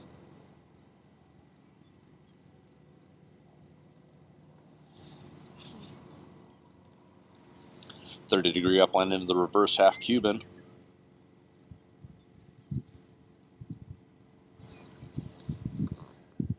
And looking for that slow roll. Am I in the right spot? Yeah, I'm in the right spot. I'm looking at the right sequence card. I got eyes on him. He was a bit far north in the box. There's the slow roll. Looking good. Now we're looking for the quarter Clover. Let's see if he's got the energy to finish the maneuver. Andrew out of Warrenton, Virginia, thanks for joining us. If you're out there, feel free to say hi in the chat. We're friendly. Quarter Clover. As you pull to the vertical, you're rolling the aircraft 90 degrees, changing direction onto the y-axis of the box, going away from the judges, going to make a 90-degree right-hand competition turn, to get back onto that x-axis. Hopefully he's got enough energy for the pull Humpty. Yeah, Rob, I don't know if you know, but Shad Coulson is in that airplane with him. He's got a safety pilot. There's 2 people in there? There's 2 people in there, yep. Wow. Yeah, Shad brought their glider up from Arizona, Mm-hmm. and Oleg is in there with him, so Shad's his safety pilot. And that's the great thing about IAC as well. You don't have to go into the box by yourself. If you have a 2-seat aircraft, you can take a safety pilot, and that way they can watch out, keep an eye out, and make sure that you're safe. But are they allowed to help, Lori? Not at all. They have to keep their mouth shut and don't touch anything. That's right. I've been a safety pilot a couple of times, and it's very hard as a flight instructor by profession. Yeah. Shutting up, not the skill we learned when we were going through our training. So it definitely is one that needs to be. You might as well just duct tape my mouth shut. Sure, but I still hear my instructor's voice in my head when I fly, even today, 15 years later. Yeah. Hopefully it's saying good things. Yeah, he didn't yell at me too much. Okay, very good. Well, there's Oleg finishing up his sequence with his wing wag there. A very solid performance. I think the winds aloft have picked up. Yeah, I think you're right. I'm seeing a lot of aircraft moving out to the north. Yeah, and, I think so. It was definitely a lot calmer this morning. So, Oleg's from New York City. York City? Yeah. So he's been, this is only his 2nd competition. No kidding. Yeah. Well, see, that just goes to show you, too, that the U.S. Nationals are your contest. There's no qualifier for this. You can show up and fly this as your first one. Yep, and this is his first time at Nationals. He flew down in February at Estrella down in Arizona, and that's where they had the U.S. National Unlimited and Advanced Championships for the glider pilots. All right, and the owner of the Fox, are they coming from Estrella? I know you said that they were out of... Yep. So Shad is out of, Shad Coulson, who's a safety pilot. He is an instructor there at Arizona Soaring. And that's where the airplane came from. Okay. And Oleg comes out from New York to train with him. Oh, wow. Well, hey, that just means that when you have good instruction, people will travel to find you. So, Svetslav, when is the Air Force Academy supposed to go? The Air Force Academy, we're mixing them in with the power competitors. Right now, power competitor Kieran Vigiano is up in a super decathlon, and Kieran is out of, I believe he's out of University of North Dakota. Oh, no, yep, University of North Dakota. From Minneapolis, Minnesota, is working on his 2nd degree. He's an A&P and wants to be a test pilot for Cirrus someday. Interesting. Yeah, so he's in a good spot. I mean, being out there absolutely. In Minnesota. Yeah. Looks like he's getting ready to enter the box here, still circling around. I haven't heard the judges call yet, but I'm also talking too much. Well, that's not abnormal. The Fox glider. I have, Awash is asking how much a glider like the Fox is. I have no idea. I don't have any footprint in that world. But if you want to look up the model name and see if there's any for sale around you, this is an MDM Fox-1P. And the Air Force is flying the DG Flugzeugbau DG-1000. So you can do a little research on those aircraft and type it in the chat. Let us know how much they are. I'm really not that sure. How much does a tow cost? Well, that depends. If you're going into a commercial operation where they're charging you X amount of dollars, or if you belong to a glider club, which is what I do. And we have a tow just to like 3,000 feet for X amount of dollars, depending on which airplane you fly. Oh, okay. Because we have some training airplanes and we have the glass ships as well. So that's a loaded question, Rob. All right, looking for a 1.5 turn spin here. There's a half. 1 and half. He got there. Okay, he got there. And back to level flight.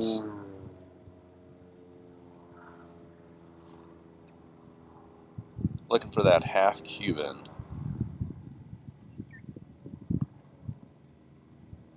Yeah, really starting to see the top radius get affected on that half Cuban by the wind. So I think the winds aloft are picking up from earlier, and so the earlier pilots maybe had an easier time than the pilots that are flying now.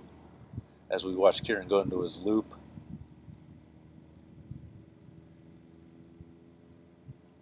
And with Kieran's goals of being a test pilot sometime in the future, the aerobatic background certainly would be an asset, I feel. Having done a little bit of test flying myself for some aircraft manufacturers, I was specifically hired because my job was to try and spin the vehicle.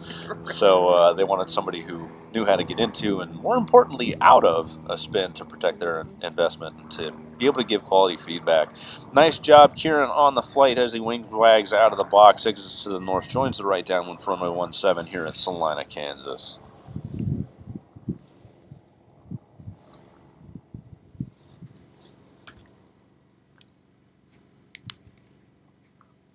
All right, next I think we're going to be expecting Cody Brown flying a Pitts or possibly another glider. I didn't notice one take off. And with the blue sky today, it's actually very hard.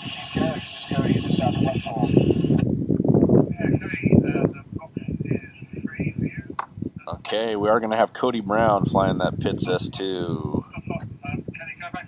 Cody from Evergreen, Colorado, hopes to fly for the airlines someday, and he actually had a specific airline. He really wanted to fly for United.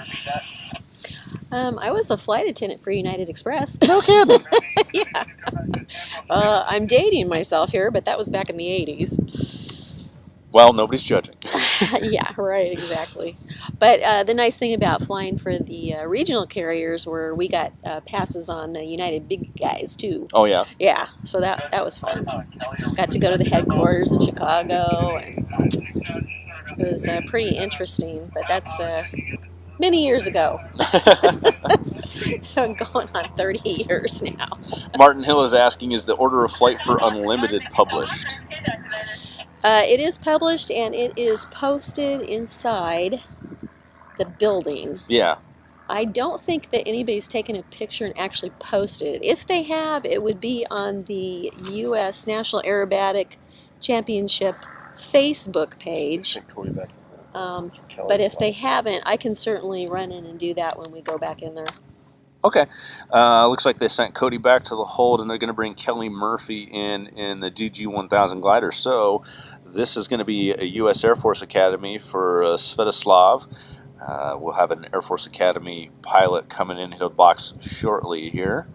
And they're still climbing up to altitude, circling overhead behind the tow plane. I was last year in 2019, which was the first year we did it in Salina, Kansas, and I was volunteering. I remembered we got through all of the flights early, and there was an extra day to fly, and they wanted to fly a fourth flight of Sportsman. Yes. And the Air Force Academy only had budgeted so much money for the tow pilots. Yes. And the entire pilot community that was here pulled their money and paid the tow pilots to do another day of flying for the glider pilots. Isn't that great? Out here. And so supportive. Oh, absolutely. And that's really what the sport is about. It's about supporting others and getting them into, getting them the opportunities to go fly. So we look forward to Kelly diving into the box here. Looks like they're off to a wing wag. There's the whistle.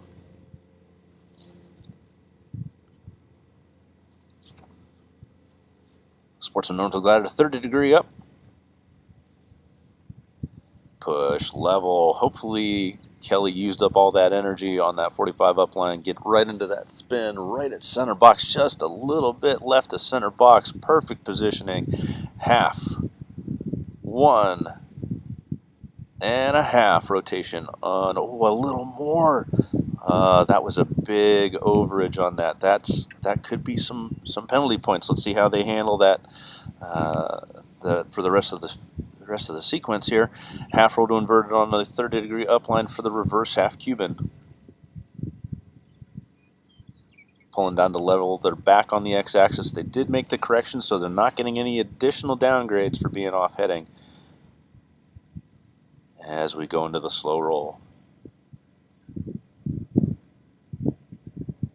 quarter Clover, quarter on the up. Pull in, roll, roll, roll. Okay, good. We're getting there. We're I getting get there. so excited. Those are long wings, you know. Yep, back onto the y-axis, 90-degree competition turn. Go in the correct direction here.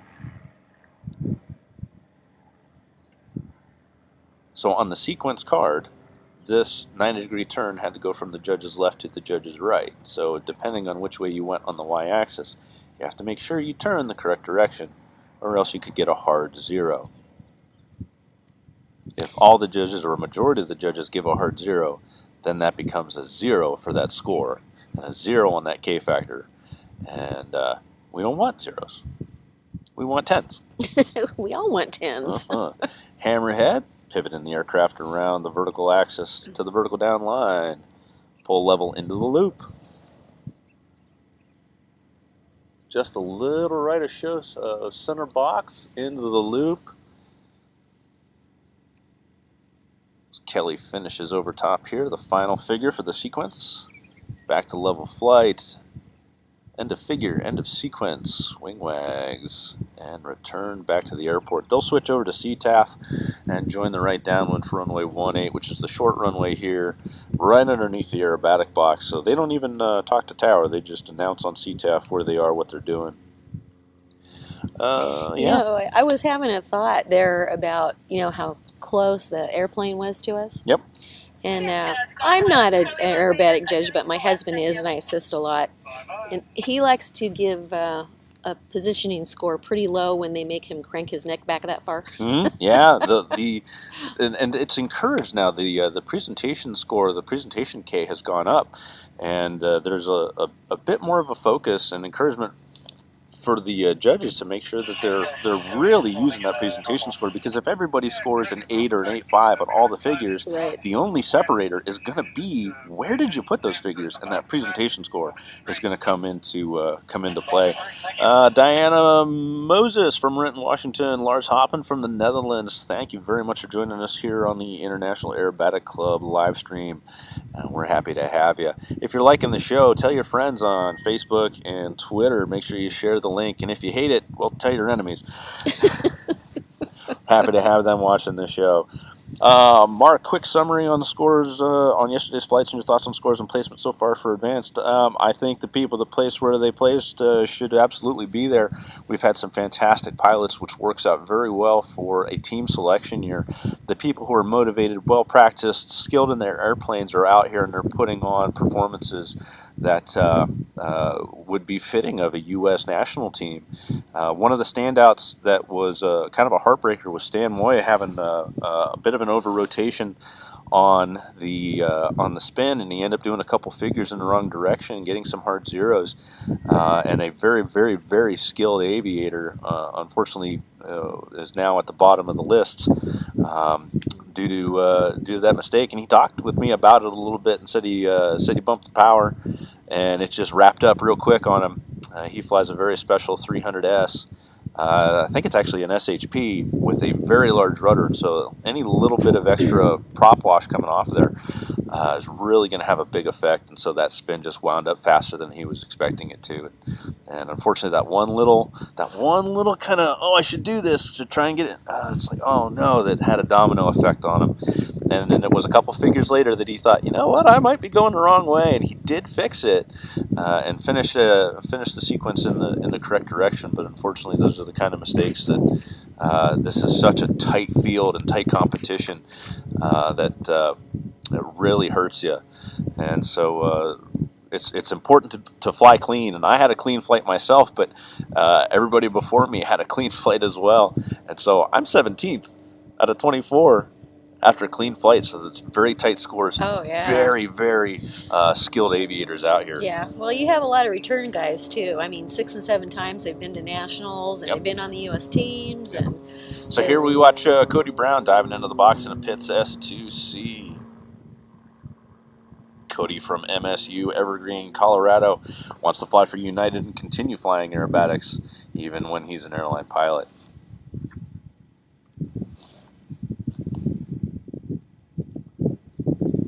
1.5 turn spin looks good on heading. half Cuban, 5/8 loop to a 45 down line.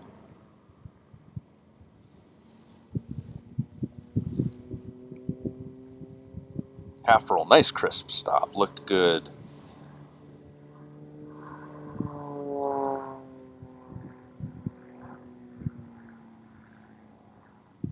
This is a pretty demanding program for primary. This is putting some of the brand new competitors to a good test.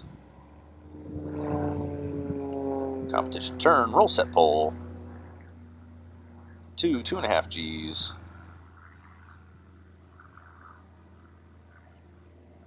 Nice crisp roll out, looking good on the slow roll. Tiny bit of bobble on the rudder maybe, and there's the wing wag out of the box.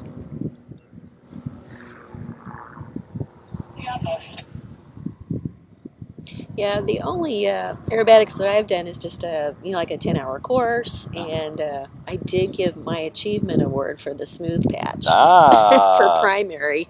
But I had to do every figure twice because I was so nervous. I discovered that I'm not competitive in that way. Well, yeah, I mean the nerves are something that Yeah. as a competitor you need to get a handle on, and everybody gets it. Everybody feels that way, and it's everybody has to deal with it in their own way. But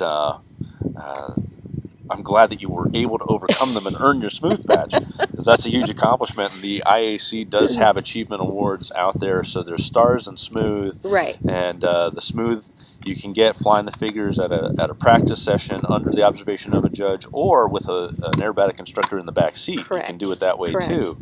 And then the stars award is you have to get over 5s from all the judges on all your figures Right. throughout the contest. Correct. And if there are 5 or more judges, I think you can throw one judge out. That's correct. Yeah. Yeah. And that's the stars award. And then there's the all 5, which is if you've gotten stars in every category: primary, sportsman, intermediate, advanced, and unlimited. That's probably the most coveted, the hardest to achieve. Well, even harder than that is the all 10. All 10. Oh, because it's Yes. gliders. Well, no, so all 10 is all of the stars, which is every category at a contest, and then all the smooth, which is, like you just said, in front of a judge in a non-competition environment. Oh. So that's the all 10. Thank you. Yeah. I don't know if I even knew about that And, one. there's not a whole lot of people who've done that, under 200 actually, Under 200. since 1970 when they came into existence. Oh, wow.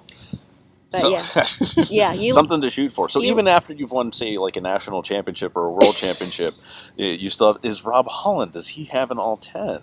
I don't think so. I have to look because I don't remember them all off the top of my head. The all 10, there's only about 47 or 48 of them that have actually done it over the last 40 years.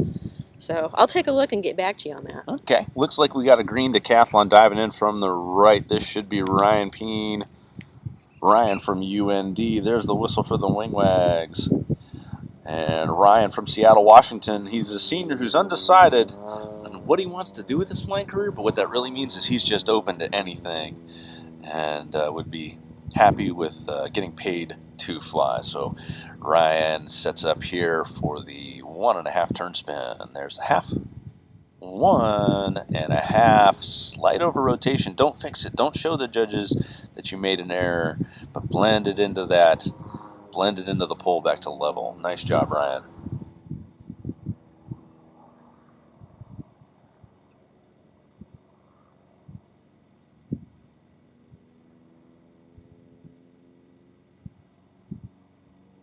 Half roll to upright after that. Half Cuban into the loop.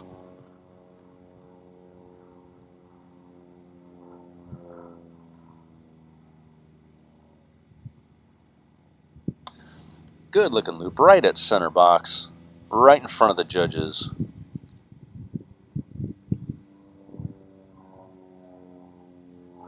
.180 competition turn, a little bit long between the roll set and then the pull there for my taste, but I'm not on the judges line right now, so my scores don't matter.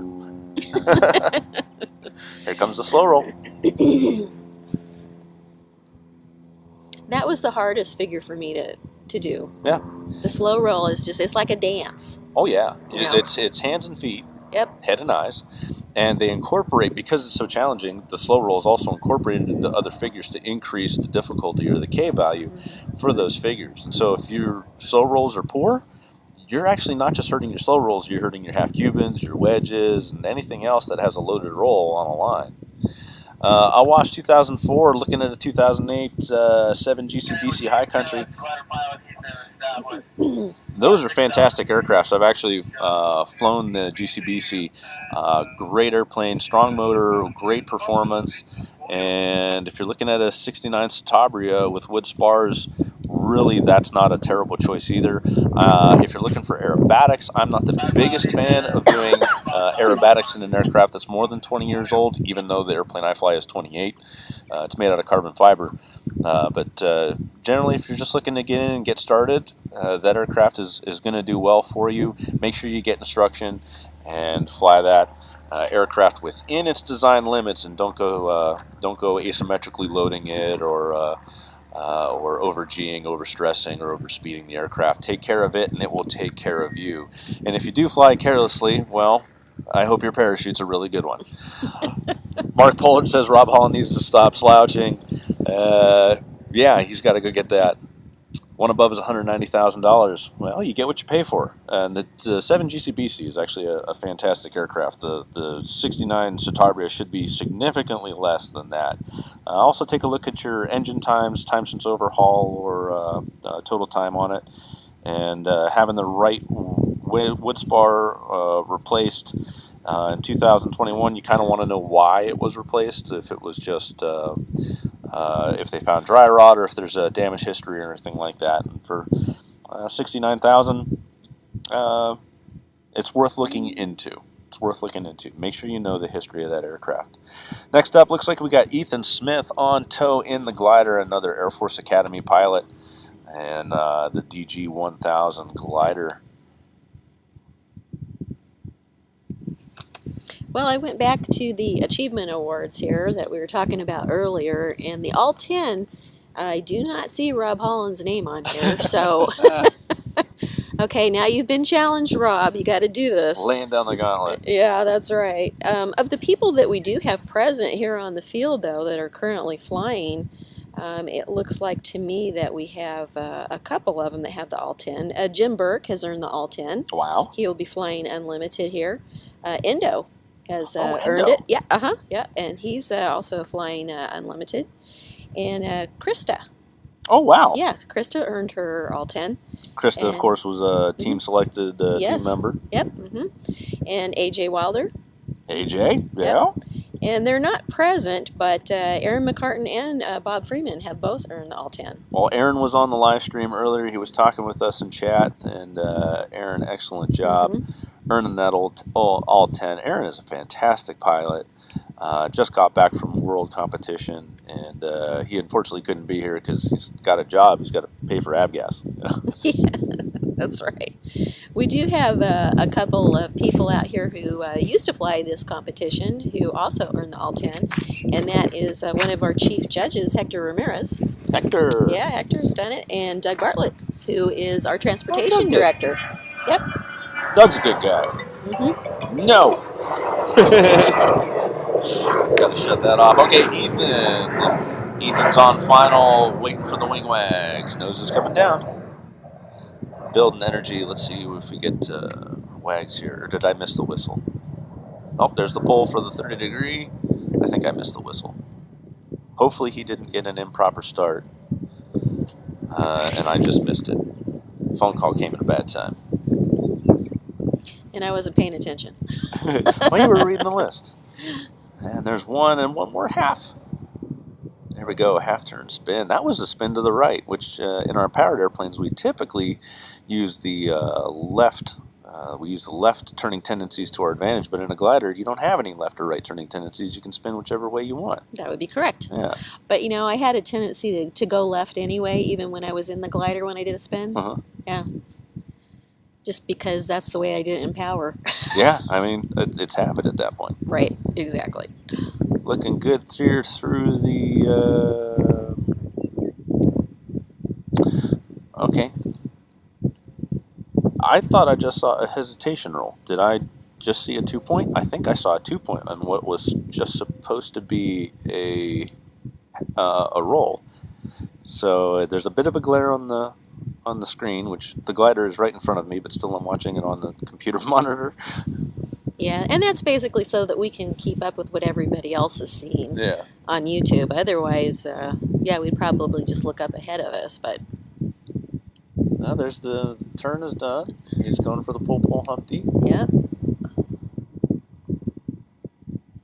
Looks good there, but I'm curious about that hesitation. I'm wondering if they didn't do a 2-point roll instead of a slow roll. I wonder if the glare was just enough that we can't tell. Maybe. It's so slow. I mean, truly, in a glider, it is very a slow roll. Oh yeah, absolutely. Especially the DG1000, which is more a training glider than the Fox. The Fox is a lot higher performance. Out of the hammer looked pretty darn good. You can see the yaw loading up on the aircraft into the loop here, right at center box. Good positioning. That's going to help the presentation score. And back to level flight, wing wagging out to the south. So chat, if anybody's in the chat, did you guys see a 2-point or did you see a slow roll for figure 4 there right after the reverse half Cuban? Just curious what anybody out there noticed. The specs on the Citabria, that's not all terrible time. 14:30 total time. It's actually kind of lowish for a Okay, well, there's at 1969. least 2 that saw the slow roll. Okay, all right. You know, it could have been a reflection Yep. off of the wing. Swamp gas from the Light of Venus. That's right. Yeah. Time since new on the motor. Since top overhaul. Okay, yeah. 1385. That's still. There should still be plenty of time on that 0235. As long as the compressions are good and you got an oil analysis, that could be a pretty good motor for you. So that's going to be the major expense for that aircraft at this point. Okay, looks like we got Morgan Katnick up next in the Super Decathlon.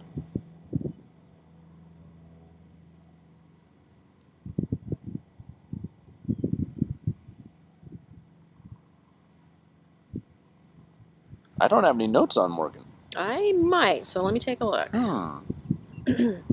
51 Bravo Hotel, that's an MSU.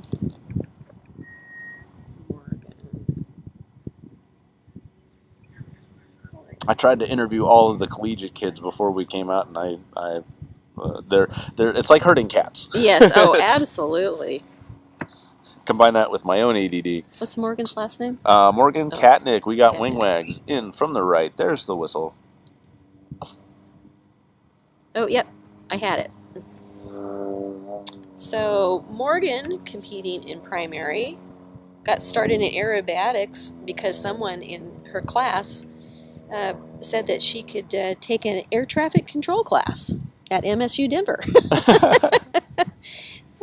That's a big leap out of the tower into the cockpit. Right, exactly. 1.5 turn spin. There's 1.5. Good stop. That was a solid stop.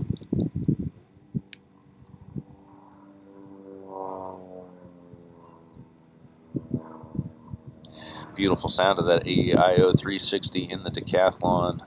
Pumping out 180 horsepower, 2,700 RPM, 2 minutes of inverted flight.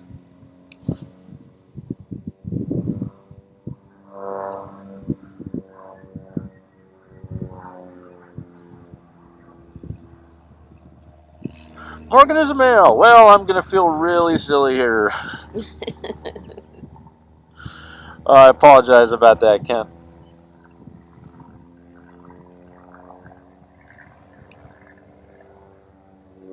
It's a good looking loop. What do we have next? Competition turn, roll, set, pull.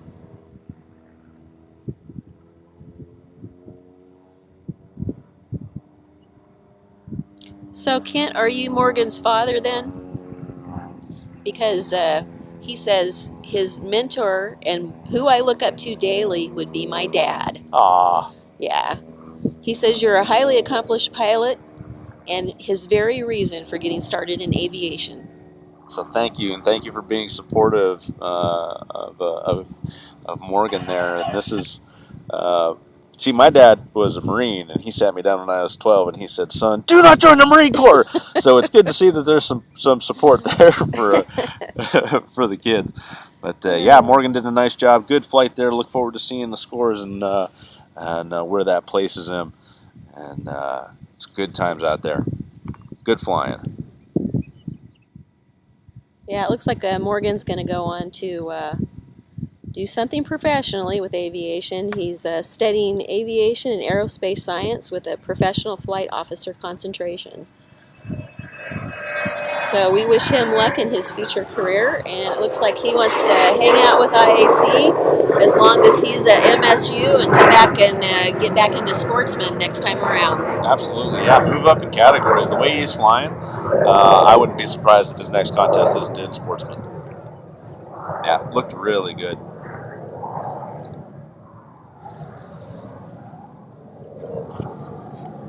We're getting towards the end of the primary category here. We've only got one power competitor left and one glider competitor left. And then we'll be on to the Sportsman Power. I'm not sure why they were... I don't think we're going to be done in a half an hour.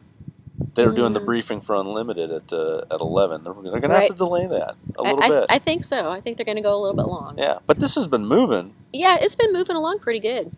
And, you know, it's really hard because you have all of these students just sharing one or two airplanes. Yep. And you have to sequence them in between each other. And... at least with the decathlon, you have plenty of gas on board. You don't need to do, you know, a fuel stop or anything like that, like we do in the extra. But no, this has been moving really well. Yeah. And then did you talk about, you know, some of those guys have safety pilots with them as well. Oh, yeah. So in the UND, of course, is Michael Lentz. He's their safety pilot for the most part. And then Dagmar Kress for MSU. And then there's one other guy with UND, and I can't think of his name off the top of my head because I'm so bad with names, and I don't think I wrote it down anywhere. But yeah, there's two instructors. So Michael and he's got another guy who's an assistant with him that are splitting the safety pilot duties.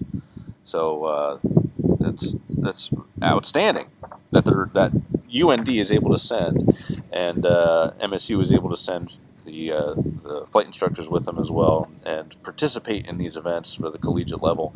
So there are some other collegiate programs out there that are trying to get a start, like Arizona State University.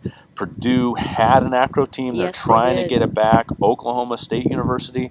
Right now the program, I hear they need one more person for the aerobatic team to have the personnel to the staff to make that happen. So if you're in the Oklahoma area and you're looking to go to a college for aviation, or even not in the Oklahoma area, because you can go to any school you want, and you want to help them get started, hey, check out Oklahoma State University.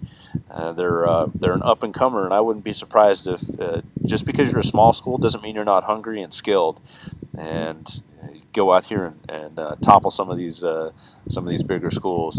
Not saying that UND is a Goliath or anything like that. Right. Well, you only need 3 to make a team. So there you go. And I think Embry-Riddle, for when they were in it, they only had anywhere from 3 to 5 people at any one time. Yeah. So they didn't have a big crew. And then there's some. I'm sorry, I apologize. I don't remember the name of the college in Georgia. But there is a college in Georgia that's also working on that, and they created their own aerobatic club to try to get that started so that they can get in the collegiate program. Yep. I tried that at Kent State University, and it met a lot of resistance.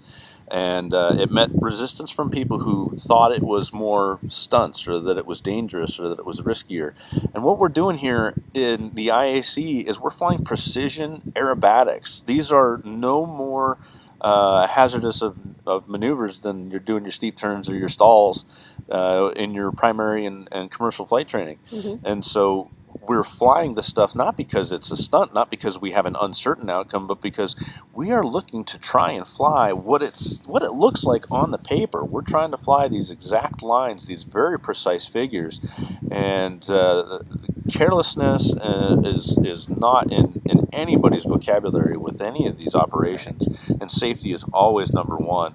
And frankly, aerobatic flying teaches you skills in an envelope, an area of operations in the aircraft that you don't get in commercial. So in commercial, with 25 degrees up, 10 degrees nose down, and 60 degrees of bank, you're only seeing 11.5% of the all attitude envelope. So if you do go outside that 60 degrees of bank and maybe you're on your back, you may have an improper reaction because you haven't been trained in aerobatic flying. You don't understand what the aircraft is doing, and so you think, oh, I'm upside down, I need to go up, and you pull back. Like, no, that's the wrong input. Unload, roll upright, pitch for VY. Like, there's so many skills that you learn flying aerobatics that will help you in these most stressful and dangerous situations that you may find yourself in someday, that if you don't have the skills to fix it, you have a very low probability of being able to come out of that successfully. And that's how aerobatics and these aerobatic programs, especially at the collegiate level, help make safer pilots and a safer industry. Absolutely. And, for me, I am a tow pilot at a glider club. So I have such a greater amount of confidence now that I've taken aerobatics, because I know what the airplane's doing. And I've got those guys dragging out there behind me, and I can feel them making every move. And, if I didn't know what my plane was doing in reaction to what they're jerking me around, I think that I would be a nervous wreck the whole time. I've only ever had one time that I just about released somebody who got a little bit too high on me. And so, when you're out front in the tow plane and you've got a glider behind you and they are going up high, they're forcing your nose down. Yeah, absolutely. And so it can be dangerous in that way, and adversely too when they go too low and they're pulling your nose up and they're stalling you out. So like being a tow pilot is like having a continuous midair. that's what I'm hearing from you. So I tell people it's like driving a ski boat. So have you ever had a skier behind you and you can feel them jerking around?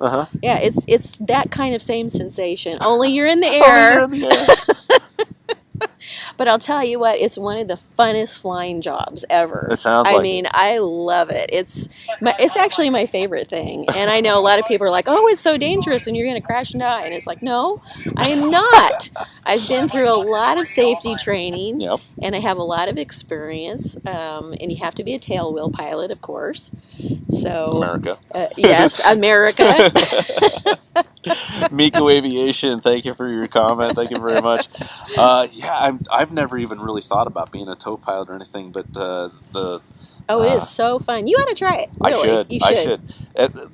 There are so many things to do in aviation. Oh, I know. I need to fly seaplanes. I need to fly gliders. I would love to be a tow pilot at some point. The way you're describing it, I'm like, you know what? That's a different experience. It's a blast.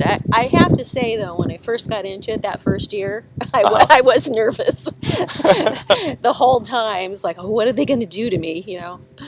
Once that sensation normalizes, I suppose you then interpret it as not as what was that? You know exactly what it was. I knew exactly. Yeah. And I think I've been towing now for almost 10 years. So. Wow. Yeah. But it's so fun, and it's fun to feel like you're really helping out the crew, and you're getting the flights going, and you're the reason that they're getting up in the air. I mean, you're very useful. Hey, you're a glider. You can't go without me. That's right. Absolutely. We see him on the base leg entry here, getting ready to dive into the box, still on tow. This is going to be Michael Laub from the Air Force Academy flying the DG-1000. And, of course, being a cadet at the Air Force Academy has a lot of responsibilities, challenges, and you have to budget your time. I was lucky enough to be selected to go to the Summer Scientific Seminar back in 2001, out at the Air Force Academy, and got to see the campus out there. And one of my best friends was actually in my flight at Summer Sci. I met him out there, and he now flies F-16s for the United States Air Force. Has been to Afghanistan Hey, it looks twice. like he's coming in. Yep, it looks like his There nose he down. There's is. the wing wags.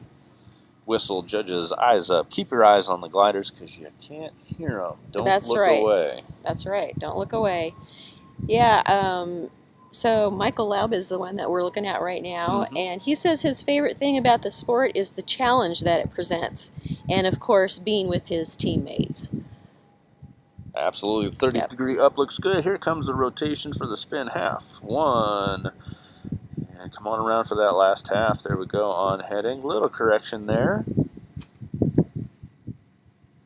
As he drives for the 30-degree upline. Half roll to inverted flight. Push on that stick, Mike. And pull down towards the earth in a 5/8 loop back to level flight. Got a windscreen full of earth there for a little while as you're on that downline building energy as he goes into the slow roll. I didn't mistake any hesitations there. Nice slow roll into the quarter clover. Yeah, I think it's just so slow. You're seeing the underside for so long. Yeah. Roll, roll, roll. Ooh. Okay, all right. He's on the y-axis now. 90-degree turn back to the x-axis, right in front of the judges. Pull Humpty.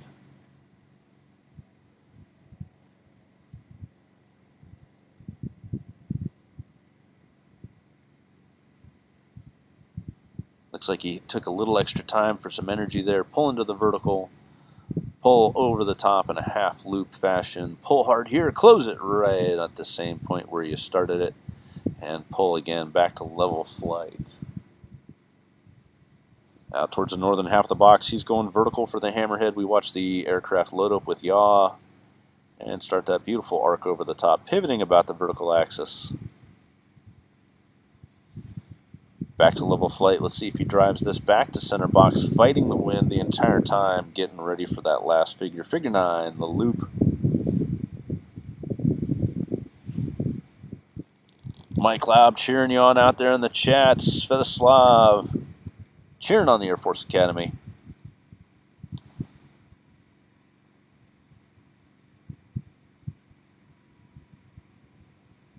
And exit left, upright, end of figure, end of sequence. That's it for Mike on flight number 1 for Sportsman. That will also conclude all the gliders for the Sportsman portion.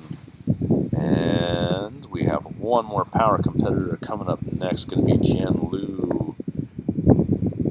Hey, we want to give a shout out to Lieutenant Jared Bachman. Michael Laub here says that you're one of the best instructors that he's ever flown with, and you inspire him. Way to go, Jared. It looks like Michael's going to be hoping to fly a fighter airframe in the Air Force. Woo! And his current studies with the U.S. Air Force Academy are Foreign Areas Studies, History Double Major, and German Minor. Wow. Wow. I know, I tried German one time. It was not easy. I can't imagine it would be. I think one of the requirements to earn the rank of major is that you have to actually have a second language. Oh, okay. At least that was one of the requirements back when I was in ROTC back in 2005, 2006, sometime around then. And I hear I hear a some. Lycoming AEIO 540. I do hear something. Can't see it, but I hear it. Nope. Fine. Let's see here. That's one thing about these just blue sky days. I mean, it's gorgeous out here, but it's really hard to spot airplanes. Kind of semi-lowish and to the right. Yeah, I see. I see your red and white pits. I taught the turn in. I taught a turn in. I taught a turn in. I taught a to a putty tat. I did. Here comes Tian Lu flying that Pitts S2C out of MSU. Tian from Denver, Colorado wants to go to the airlines and eventually fly air shows and continue his aerobatic performances.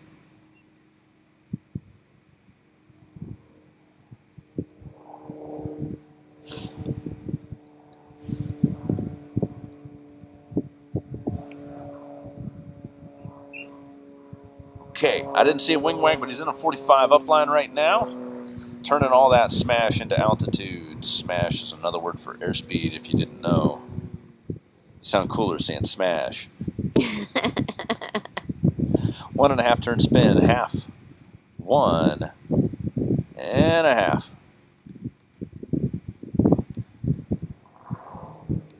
Pull back to level. Half Cuban.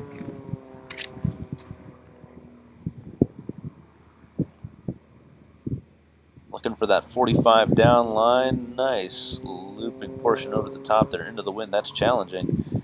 Half roll upright. Pull back to level.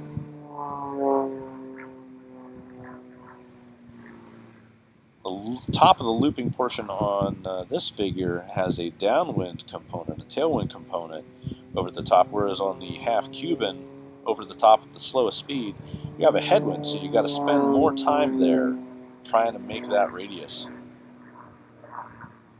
180 competition turn. Onto the X. Set roll. Slow roll. And there's the wing wag. End of sequence. Exit to the north. Contact tower joiner right downwind. Out north. Bye. Bye.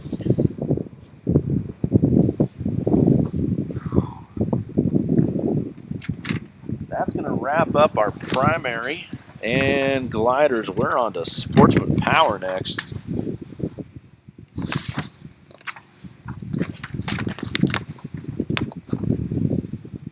Going to fire it up with Dylan Beal. I wouldn't be surprised if there is a slight delay here. I don't know what that whistle meant.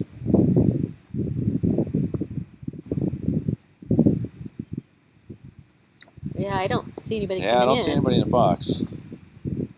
I didn't hear anybody on the radio either. We're going to take a quick pause here. We'll be back with the live commentary. The feed is going to stay up. And while we're gone, go ahead and type in the chat. Let us know where you're from.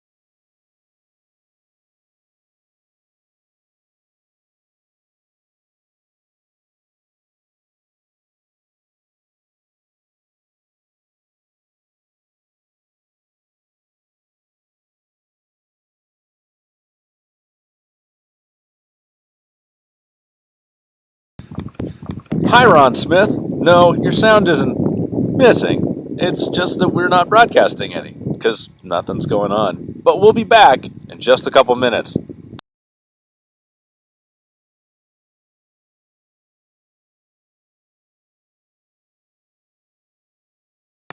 Hi, Ron.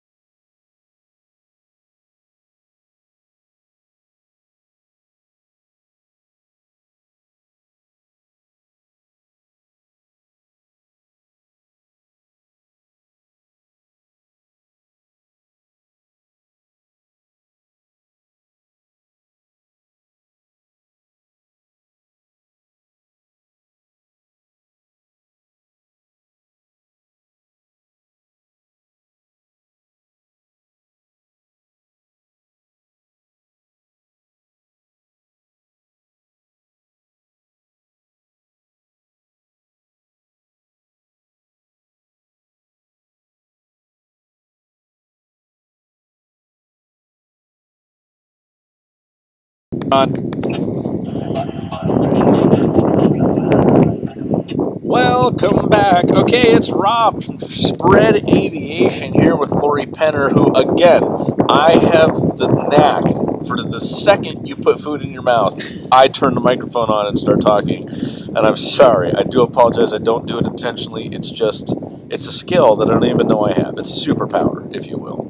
That's just a holdover from your waiter days. 3 months in an Italian restaurant. Yep. Yep, that's it. Yeah, that'll do it. Well, welcome back. We're getting ready to fire up Sportsman Powered. We're going to have Dylan Beal coming up in a super decathlon very quick. Hopefully they don't do low lines again, because the low lines were the same. Low lines are the same between Sportsman and Primary. So hopefully they just kind of flow right into it. The judges should be tuned up. We just had a bit of a break. Get some snacks, use the restroom, get refreshed. TMI. Yeah, well, you know, historical accuracy is what we're looking for. Alex Toussaint watching from MSU Denver. Great to have you. Ron Smith, thanks for tuning in. It's great to have everybody.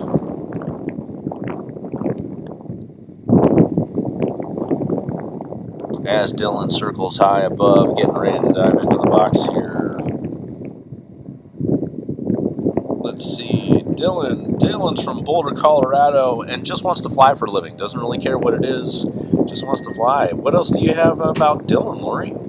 I will take a look, but I don't think I got anything from Dylan. Dylan didn't do his homework. We're not saying Dylan didn't do his homework, but we're not saying that. Lori had sent out an email and was like, "Hey, send me a little bio, a little bit about you."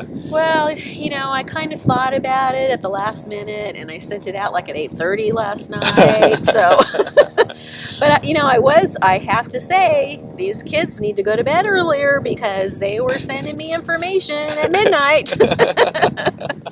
And that's very. I know I was up at midnight last night, and I'm still kind of on East Coast time, so that was 1 a.m. For me. But all in all, there's so much excitement out here that it's a little tough to get to sleep. But the beds are comfy, the rooms are quiet over at the Hampton Inn where I am, and got no problems with the hotels or anything. So if you're considering coming out to the U.S. Nationals for 2023, do it. Get your hotels booked. The IAC had a special rate, $99 a night.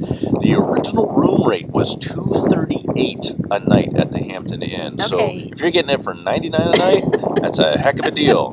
You must have been looking at it like right before you came, because actually their normal rates are around $148. I booked it 3 days after the deal expired.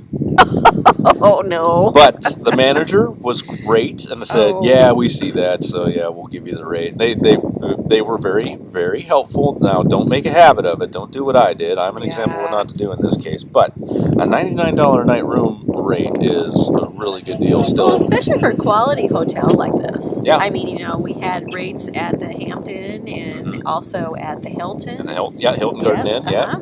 And the breakfast starts at 6 a.m., so there's plenty of time to get down there and get some breakfast, and then make a 7 a.m. briefing. And I grab those packets of cereal and I throw a couple of those in my bag just in case I'm out on the line for lunch, like I am today. So the Cinnamon Toast Crunch is hitting the spot. That's all I got to say about that. We want to thank everybody for joining us out there and joining us on the live stream. And for those who got us up to that 1,000 mark that we needed for the threshold for subscribers on YouTube. And if you're watching right now and you haven't clicked that subscribe button, go ahead and do so. We got a whistle wing wags. Dylan's diving in. We're getting the camera on him right now.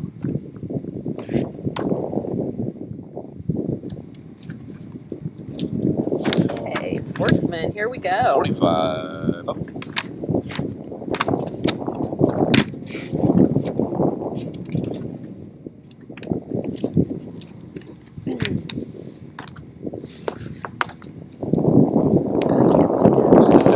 Yeah, that's a little tough to see. Hold on, let's move this around here. There we go.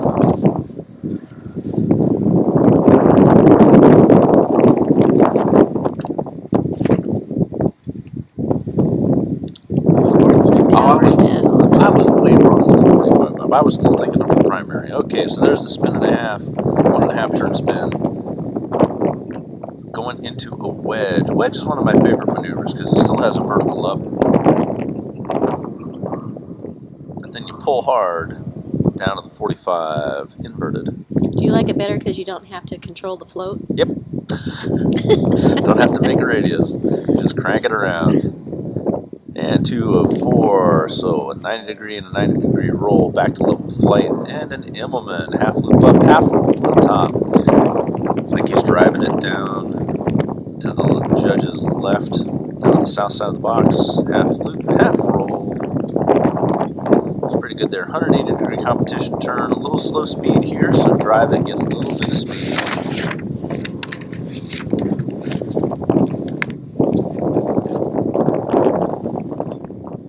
Looks like they're using the C form, so I had it backwards on you there. No, it's okay. I'm used to just reading the B. Oh. 'Cause that's all I keep in the airplane. Oh, really? So now you hand me a C form, and I'm like, Are you going to be confused? what is this? I don't know what this is. You can see what figure 7 is? Uh-huh. Yeah, push down 45 and a 5/8 loop up, half roll on top. There you go. I'm fluent in the second language called Arresti. It's named after a Spanish guy. 2 of 4, half loop down. Let's see these hesitations. 1. 2. And pulling down around for the half loop.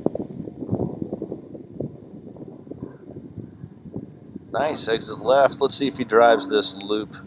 Drives this and does a loop right in the middle of the box, right in front of the judges. Yep, pretty much. A little flat on top. Just a hair. And closed early. Just a hair. Yep. We'll see what the judges say. Our scores don't matter back here. Pulling into the hammerhead. This one I wouldn't wait too long to get into coming out of that loop. If you come out of the loop at a high rate of speed, the decathlon may actually be slowing down, which I don't want to lose that energy for. It was a good looking hammer, and finishing strong with a slow roll. Push, push, push. Slow roll, end of figure, end of sequence. Well, Wing that wagging was out. much better than my first slow roll. Yeah? Well, mine looked like something that, kind of corkscrewed off to the east. Extra points for degree of difficulty. That's right. All right, I am hearing a very loud 6-cylinder. I think we're going to have an Adam Veer Multani in an extra 300L. I believe he might be flying with Luke Penner as a safety pilot. I don't know, though. I don't have that in front of me, but he did get started into aerobatics after competing in primary last year at the Central Canadian Aerobatic Championships. So our brethren from the north have come across the border to compete in the U.S. That's Nationals. absolutely correct. Well, and actually, this is something that I didn't know until he pointed it out to me, but he is the first Indian citizen. What? To compete at the U.S. Nationals. Wow. So we're watching a historical event here. And his aspiration is to represent India in aerobatics. Excellent. And he is already on his way.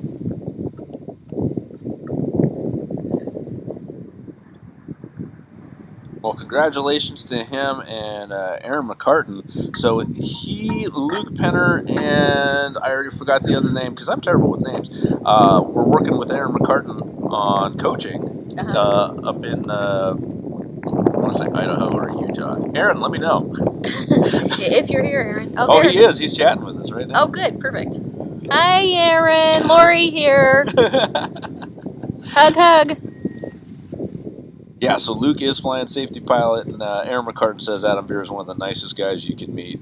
Truly a pleasure to see him pursue his dreams, absolutely, and we're happy to be here and being on the judges' line and to get his first flight here recorded and shared with I the just rest met of Adam, it's Atemver? Atemver? Atemver?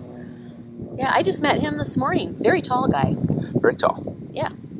I'm not saying you're short, Not but saying he was that. tall to me, too. Okay, so I'm only 5'3" and like a quarter. If You're adding the quarter. I have to add the quarter. Okay. All right, where's he on the sequence here? Oh, hey, I wasn't paying attention. I was like, That looked like a 45 up. oh. Could be getting slow, getting ready for the 1.5 turn spin. Yep, you're right. Keep There's a going, spin. keep going. Good. Exit out to the right. So he's going the right direction at least. Now, if you hear a lack of engine noise during the spin, that's not because the engine stalled. That's just because they pulled the power back to idle. It's like taking your foot off the gas pedal. So the engine is still running, doing just fine. Okay, there's Aaron said they've been training in Iowa Iowa. with Ryan Chapman, the other Canadian that's here. Aha. 204 on the 45 down looks good. Figure 5. Immelman, half loop up, half roll on top. Nice easy pull there. He knew he was into the wind, so he doesn't need a strong pull. Nice float over the top, keeping that radius going. Nice half roll. Nice crisp stop. 180 competition turn. The extra certainly has the horsepower to dig through this and accelerate. You can potentially hear maybe a little bit of powering down because he knows on figure 7 he's got to push to a 45 downline. He doesn't want to build a ton of speed before going into that. If I'm doing that figure, I'm probably looking for a max of 140 on that entry and then starting this pull maybe somewhere around 180, 200, but that's going to make a really big radius. Half roll on top, looks pretty good. Looking for a 204, so 2 90-degree rolls. Oh no!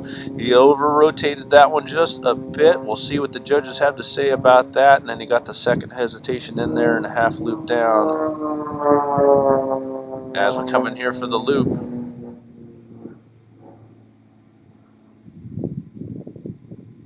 All of these performances and scores are subjective. It's based on what the judges can see, and we'll have to check the scores later to see if the judges saw what we saw here or if Rob's just a big dummy looking at a TV screen. It's okay, Rob. I think the hard part of this is we're cheering for them to do well on every flight, and when we see a mistake, it just stabs you in the heart. So hopefully that was just a little minor mistake, just a couple degrees off. Wasn't really as bad as it looked. Here comes that slow roll. He's actually doing it slow. The extra is capable of rolling so much faster than that, but I think it's a bigger display of skill if you take an aircraft that can roll fast and you actually roll it slow and roll it well and show it on a line. And I like his use of the box there. He did everything pretty much right in front of the judges, a little bit left, a little bit right. It wasn't too close, wasn't too far. I'd probably give a pretty high presentation score on that, an 8.5, maybe a 9. Yeah, he was really centered very well, and he didn't hurt our necks. No, not at all. He didn't fly over our head. We had to look backwards or anything like that. No. Look good. Forrest Fox is providing the video here and the live feed, so Forrest Fox Productions? Yeah, sure. Whatever you want to call him. Forrest is out here at Nationals doing a fantastic job keeping the aircraft in the viewfinder and keeping it out here for the live stream. And doing a great job. And I think you'd be almost more qualified to give the presentation scores as to how far you have to move the camera to pick people up and keep them in. I can see that. I can appreciate that. Yeah. So I just have to look at the monitor and enjoy your work. Speaking of enjoying here, if you're enjoying this show and you're enjoying the U.S. Nationals, this wouldn't be possible without the generous donations from its members and also our sponsors. So we want to say a big thank you to our platinum sponsors, Aura Aero and Severin Dubois.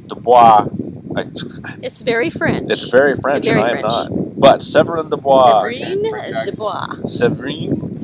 Dubois. Dubois. You're getting more airtime than we intended with this, but that's because I can't stand to get a name wrong. Dumovic. That's the last name. And you've seen their planes, right? So Aura Aero is developing a training aerobatic airplane side by side based on the little cap is what I've read. Oh, really? I've been told, yeah. But it's all composite. And eventually they're going to make it electric as well. Oh, wow. Okay, so yeah, check out Aura Aero. I don't have their website super handy, because that's not in the copy. That's okay. We're doing this. This is not our profession. But Aura Aero, A-U-R-A, Aura Aero, A-E-R-O, Aura Aero. Check them out online. Our gold sponsors, Softy Parachutes, Extra Aircraft, US Aero, Dan Tarasevich, Chad Graves, MT Propeller, Gerd Milbauer. MX Aircraft, Jack Moskovich, Alan Green, Aircraft Spruce, Jim Burke, Jerry, and Peggy Ridinger. Peggy is recovering here. She's going to be healthy and with us. Yes. Maybe here shortly, maybe not. Yep. That's okay. We wish her the best. Marty Flournoy, David and Martha Martin, John Osmeyer, Doug, and Patty Souter. Thank you very much for being our gold sponsors. Okay, can we name the make without looking at it just by the sound? Beach 400. What is it? It's Beach 400. Yay! Beach 400 in the box. Beach 400 in the box. He's out. Low, shallow, yeah. Yeah, and don't ask me because I don't know the difference between a Ford and a Dodge. So, let alone a jet. Now, my husband would be ashamed of me because he knows every airplane out of there. You know. Well, that's okay. Yeah. Honey, you know, it's got a certain kind of tail and a certain kind of wing, so that's XYZ. And I went, yeah, right, okay. Sounds good, honey. Yes, dear. Yes, dear. Our silver sponsors, Schilling Aviation Services, Bob Pauls, Chapter 89, Jeff Bourbon, Rob Holland, Mike Goulian, Patty Wagstaff, Dagmar Kress, Keith Doyne, who's out here, John Wilcomb, Greg Principato, and Duncan Corbel. Thank you very much for being our silver sponsors. And our bronze sponsors for this year's 2022 U.S. Nationals, Lori and Gordon Penner, Craig Gifford, Jim and Terry Brandsteiner. And actually for Jim and Terry, that's directed more towards Northwest Insurance out of Oregon. Oh, that's that Terry. Yes, that's that Terry. Terry, thank you very much. And we miss you, Terry and Jim. We wish that you were here because we love having you here. Terry has been our scoring director, and Jim has been our transportation director, and they do an awesome job. Oh, yeah, absolutely. And Terry's been great at all the times that I've ever had to call her to be like, hey, can you put me on this aircraft? Here's my pilot history form. She gets it done right away, so she's been great to work with. Because I've been flying a lot of other people's airplanes for all these years, and she's been great taking care of us, taking care of those airplanes. I did remember seeing in here, there was some other, like, when some of the people sponsored, I thought they put out, they had some kind of little blurb in here. I swear I saw it. Blurb about what they do? No, it was like saying good luck, like fly safe and have fun. There's Keith Doyne. Yep. Good luck to all the competitors from Bear Creek Brunch. They do A bunch. Oh, yeah. They're a bunch at Bunch. Bear Creek. I have food on the brain, that's why I said brunch. I see 3 down in Georgia. Hi, guys. Oh, yeah. Now we have the sequences. Where did I see this? I know I had it here. Is this available online for people to look at? It's supposed to be, but with all my other duties, I didn't get to it. Oh, okay. You don't have to admit that. They'll never know. Like, no, I should get on that. I'll make that happen. Greg Principato, we're proud of our 2022 Unlimited team. Thank you for your hard work, dedication, and perseverance. You represent us well in the 2022 Unlimited team, consisting of A.J. Wilder, John Wacker, Rob Holland, Craig Gifford, Jeff Bourbon, Aaron McCartan, and coached by Coco Bessier. And came back home with a 3rd place team medal. Yes, they did. Bronze, baby. We'll take it. Yeah, absolutely. Absolutely. And I think there was a flight medal in there for Rob Holland that he got. Yep. Was it a silver? I one of the think it was a silver, and I can't remember. I think if you look back at that ad, it's got it on there. Come here. Congrats to Rob Holland on winning 3 individual silver medals for the free known, free unknown 2, and the 4-minute free. Yep, there we go. Reading. Who knew? Who knew? That's right. Well, the French, they got it on lock, and it's gonna take somebody special to dethrone them. Well, I don't know about Unlimited, what's going to happen there, but Duncan Corbel is one of our sponsors, and you know what he's doing next year in 2023. General manager for Extra Yep. US. And he is going to be the contest director for the World Advanced Aerobatic Championships in Las Vegas, forward to that. One of my favorite movies is A Knight's Tale, which is of course based on Chaucer's Tales. But there's a scene where like the bad guy is asking his, I suppose, coach, how would you beat the main character? And he says, in his sleep with a stick. You know, how are we going to beat the French with a stick in their sleep? That's how we're going to beat them. No. We got to beat them in the box. That's right. No sneaking in and hitting people with sticks. Okay. The wind has definitely picked up. Yes, it has. So what is this airplane noise I'm hearing? It's a decathlon. It's red, which probably means it could be and it is. It's oh my goodness, UND. It's a UND bird. It's a Sean Higgins. Yeah, Sean Higgins. Climbing in the box. There's nobody in the box, so Sean can climb in. The chief judge cleared him in.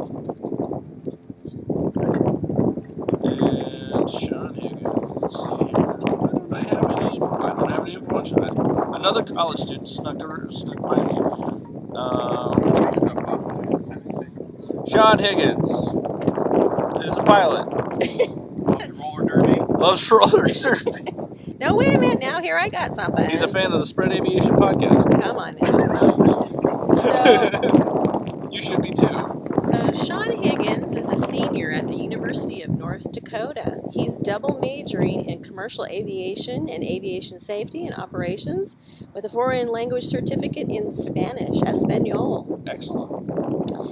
Before he started college, he said he knew that he wanted to fly aerobatics at UND specifically to experience the similarities of flying upside down and pulling G's like my dad used to do. Oh, in an F-16. Ooh. Yeah.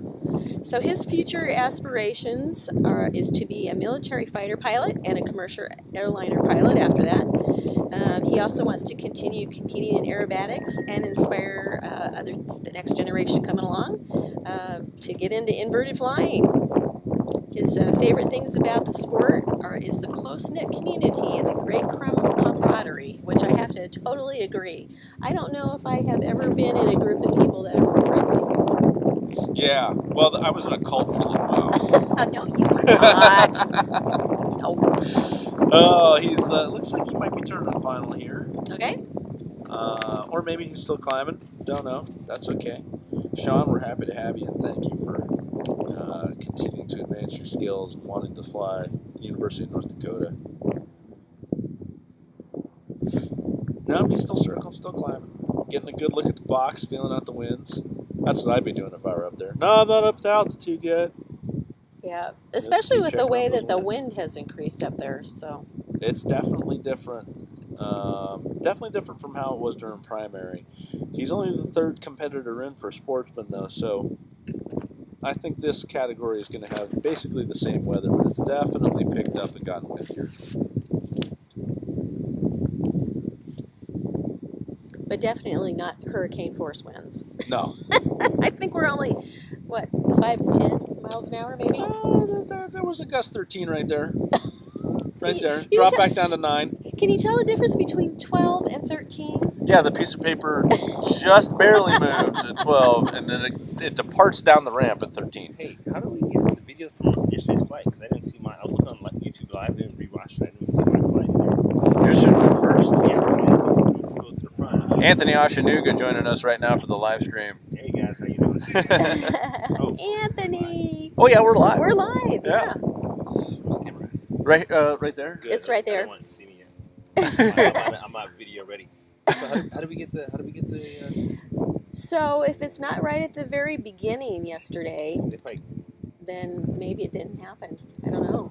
Mine was at an hour 12 or an hour 28, Well, something he like was- that. he was so at- you were first. I was first. I was doing, He was I at was doing first. low lines and all that. Yeah, you should be within the first 5 You seconds. know what? I When, looked. when he's not filming, we'll ask Forrest. Oh, hey, we got wing wags. All right, so Sean's in the box. Take care, Anthony. And he's doing a pull Humpty. You didn't get a low line, but you should have been on the screen. And pull Humpty into a 45 up. Push, cap off, left, I'll up, right. find your clip later today and get it to you. Running out of airspeed, turning that airspeed into altitude, coming out very slow for the entry into the 1.5 turn spin. I like spins. I do too. That was my favorite thing, actually. Yeah. Once I got over feeling like a frog in a blender. It's like, the first time you do a spin is very disorienting. I think Sean's been there a handful of times and he's not feeling like a frog in a blender, because that was a pretty good spin as he pulls into the into the wedge with a 204 on the down line. Let's watch this hesitation. Boom. Wow. And set. Nice. Good. Solid 2 points. Super Deep builds speed rather quickly on those down lines, so you gotta be on your game to get those pointers in. And half loop up, half roll on top, also known as an Immelman, ready for a competition 180-degree turn. Roll set pull. That half a roll at the top of the Immelman, my husband always talked about that a lot, because he always had a hard time placing exactly when the roll began and how it blended into the line. Oh yeah, so I give a good solid pop about 20 degrees nose up before I start that roll, and really show that the radius is stopped before I'm in there doing the roll. Figure 7, that push down half Cuban, looked pretty good. 2 of 4, saw the hesitation there, a little bit of a barrel, and now pulling down into the half loop down.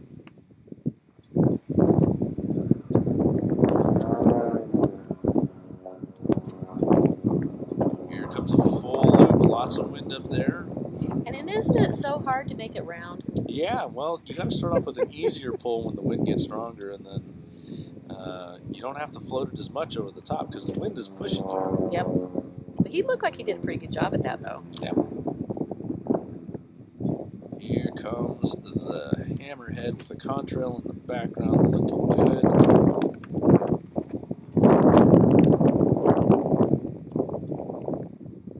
Good hammer, slow roll. Push, push, push. And the slow roll, as you get upright, the wing gets a little more efficient on the decathlon. Tends to accelerate the last 90 degrees of roll. We want a consistent roll rate throughout. So as a pilot, you need to be backing off the ailerons, almost centering the stick as you roll upright there to not let that roll rate increase and accelerate. Nice job by Sean Higgins. Congratulations, senior at University of North Dakota. Hopefully he's got those airline interviews on lock and he's ready to move on to the airlines or to go fly fighters. Yeah, you know, with the pilot shortage that you always hear about, it seems like it might be a little bit easier these days to get on. What do you think? I try not to ever, generally, Lori. You try not to think? Or get on with airlines. Just react to either one. Take your pick. It's 50-50. No, so yeah, the airlines right now are even implementing their own programs, like United's Aviate program, where they're trying to take people from the beginning and get them introduced to the United way of doing things, and it's a pipeline to their own airlines. Ashley Higgins saying, "Yay, go little brother." Mom says, "Good job, Sean. Thank you for joining us." Yeah, Sean did great. The pipeline to the airlines is one that right now is flowing, and it's always cyclical. And, sure. And hopefully people remember that. Now, if you start right now with private pilot with a goal to get to the airlines, probably within the next 8 years, we're going to see a bit of a dip. So you're still in some pretty good hiring by the time you get your 1,500 hours that's required right now. Or if you go to a 141 school, 1,000 hours. That's the benefits. One of the benefits of going to a school like University of North Dakota, Embry-Riddle, Kent State University, go Golden Flashes, out in Ohio, is those 141 programs. You can get into the airlines with those 1,000 hours. Next into the box looks like Michael Hare. Michael, former F-16, C-130, and airline pilot as well, flying his extreme decathlon. They got in Gainesville, Florida. That's a beautiful airplane, too. Oh, absolutely beautiful. And if you go on over to Spread Aviation's YouTube channel after this and check out Aircraft Reviews, Episode 2, you will actually see this aircraft with Mike and I flying it down in Florida while he was training, getting ready to fly his first contest, or actually, no, his second season in IAC competition back in 2021. Okay, and he and I got to fly together. There was his 1.5 spin, which looked pretty good to me. Looks good. I want him to shut his lights off. I think that's in the rule book. You're supposed to shut your lights on when you're in the acrobatics. You know, you got so much to think about before you go into the competition box. Maybe you just missed it on the checklist. Yeah, oh yeah, and we're so used to as pilots turning on those anti-collision lights because we don't want anybody to touch us. Yep, that's And, right. They're just on. Either that or he's trying to be Hollywood. You know, he's just a little showy. Hollywood. Hollywood Mike Hare. All right. Yes. It works for me. All right, where are we at? Looks like you just did figure 5. Looking for a 180 competition turn. Roll, set. Ooh, that was a little shallow. Maybe it's just the camera angle. Maybe it's because I blinked. I don't know. Could be both. Yep. A little A, a little B. Yeah, it's a little bit more difficult looking at the video than looking at it in person because you're not getting the same kind of angle that you would if you were sitting there just looking straight up. Yep. And then there's the half roll. Figure 7, figure 8, 2 of 4. Hesitation here. The extreme decathlon has a 210. Oh, I don't know. Did I see a hesitation there? Did you see a hesitation?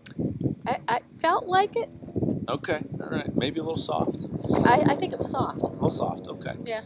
The extreme decathlon having a 210 horsepower engine as opposed to the super decathlon with its 180, and a redesigned wing and aileron with a flying airfoil for the aileron gives it a bit of a different handling and control characteristic from the super decathlon.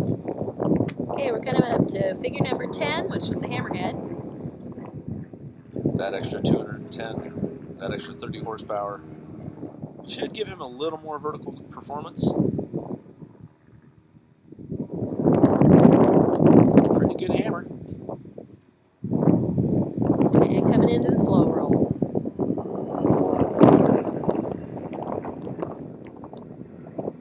And a figure and a sequence. Nice job, Wing Wag, rocking out of the box. Nice job, Mike Hare. Mike's a good dude.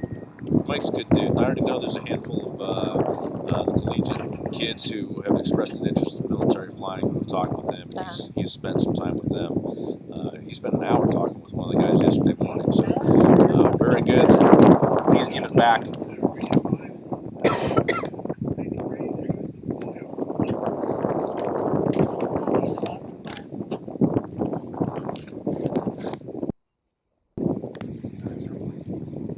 Oh yeah. Well, if you see Greg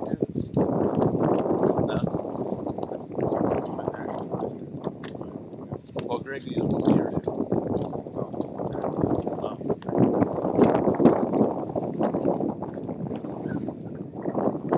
A little dry and dusty out here. Just a hair.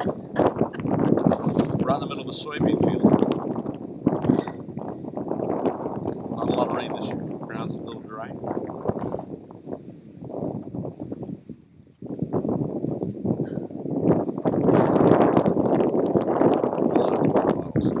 All right, next we should have Sarah Arnold. Sarah, oh, so Sarah, she's coach trained flying, doing something with Aaron Garden as well. Came down here, I believe her father's here too. Yes, they share that airplane and they compete against each other on purpose. Wow, okay, all right. Wing Wags.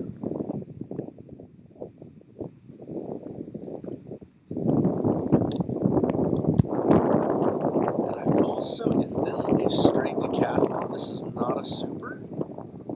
No, I think that's a different guy. Let's see what Sarah had to say.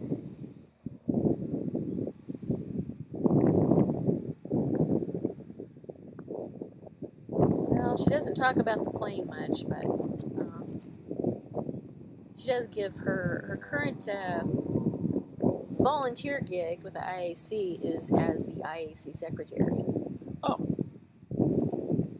And she does credit her start in aerobatics to her father, Dick Swanson.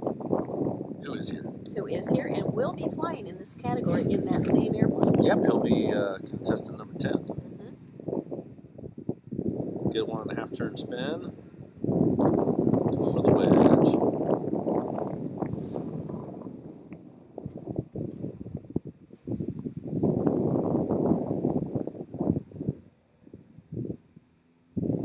One, two, crisper than the last ones you saw? Well, again, might have been the glare. I might have looked away.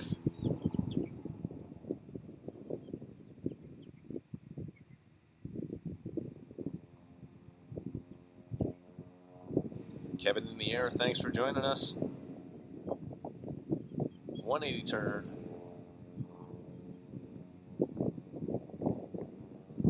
See, for me, they're just showing a little bit too long of a line between the establishing of the bank angle and then the pole. I don't think that's minimum. I can't remember the verbiage in the rule book, but it's something along the lines of a minimum delay or separation. I'd have to look back at it again. You mean you don't have the whole rule book memorized? No, that's why they wrote it down, so I can look at it.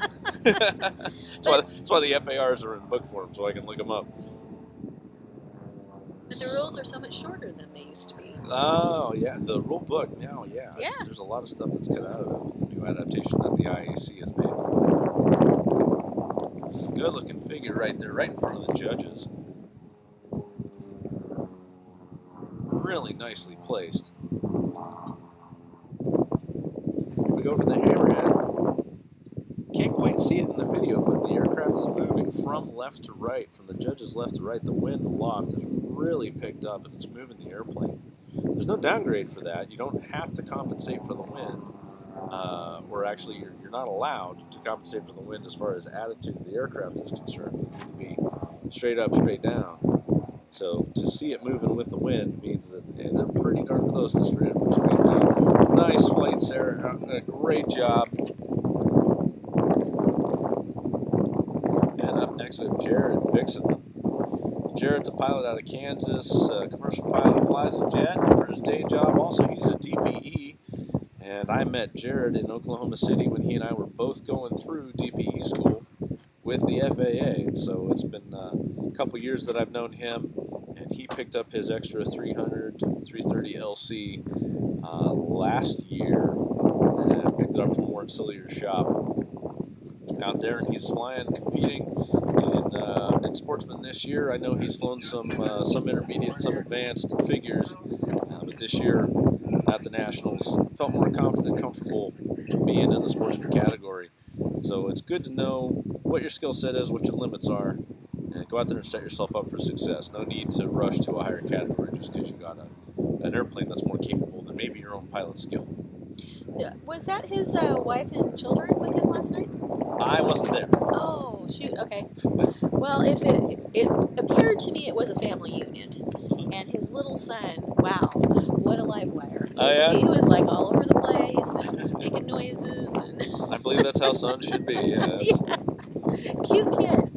Really cute. Jared also has done aerial spray, aerial application, and crop dusting. I believe that might be a family business. I'm not 100% sure on that. Yeah, Jared, really good dude, good DPE, and heck of a pilot, so looking forward to seeing him fly.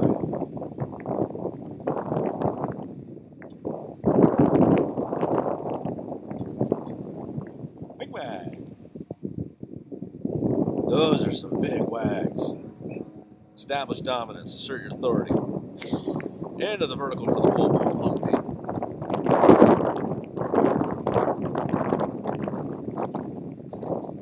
Over the top, looking from the pole hard.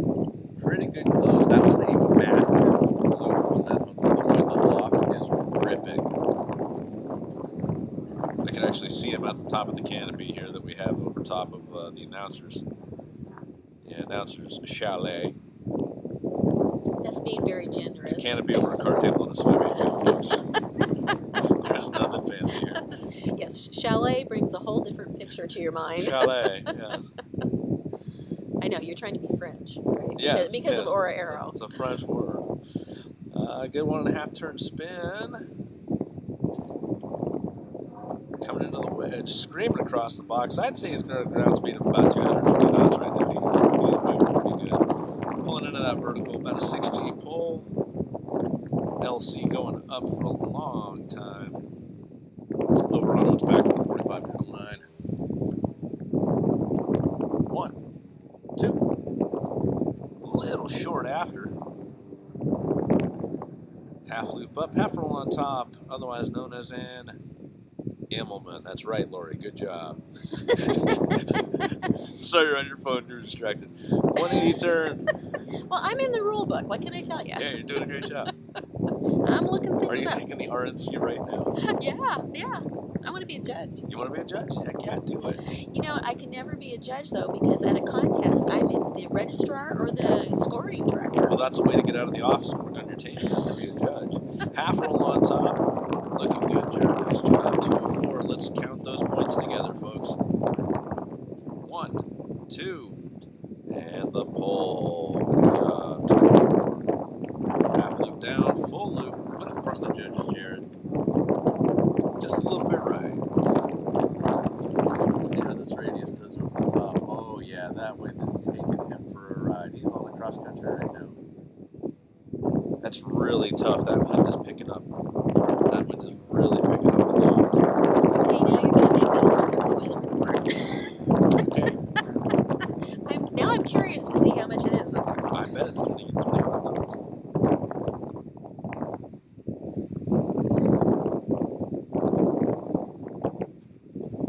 Kick for the hammerhead. Pretty good there. Nice pivot. Pull level, slow roll, hammer. Let's go. Nice stop. Nice crisp stop. Wing wag out of the box. He's got a big aggressive style on that wing wag going 90 left, 90 right. That looks really, really good. Nice job, Jared. Welcome to Nationals. Next up, we got Philip Gregg in the Pitts S2A. And that is a beautiful airplane. Oh, yeah? He was telling me that's... Oh, it's the black one, isn't it? No, it's a white one. Oh, never mind. Oh, it's black and white. It's white with a black stripe. It's white with a red stripe. Oh, yeah, black stripe. Yeah, That's black right. stripe. That's right. I think he was I can't remember how old that fabric is on there, but it's like the original fabric, and you would not be able to tell the difference that it wasn't put on yesterday. You kidding me? Wow. That's an airplane that was treated well then. It's, Very much so. in its life. Yep. That's the thing. These are machines. You got to treat them well. Take care of your fabric, and it'll take care of you. 100%. And if you don't, replace it. Absolutely.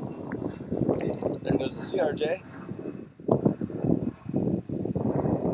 That was one of my first jobs when I came to Ohio, was doing some fabric work. Oh, yeah? Yeah. I just did it part-time at a little airfield where we fly at Red Stewart Airport in Waynesville, Ohio. Been there. Yeah. What's the identifier for that? Is that BJJ? 40I. 40I. Yeah, I helped the owner put fabric on airplanes, and it was so cool. It was like a big craft project. Yeah. All right, diving into the box. Wing wags. Good luck, Philip. Fly that thing well.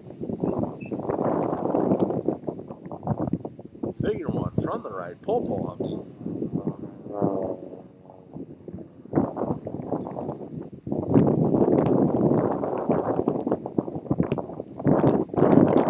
Yeah, I only got surface winds on my Aero weather, so I'll have to go to another website for that.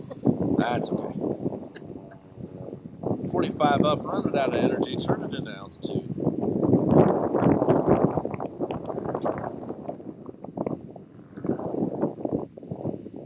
Pop.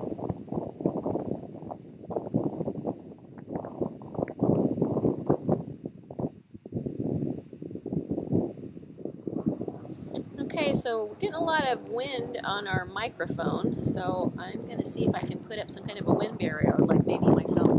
Good luck. I know, right? Here we go with the wedge. 2 of 4 on the down. Let's count the points. 1, 2. Pitt's really showing off those points there. Half loop up, half roll on top.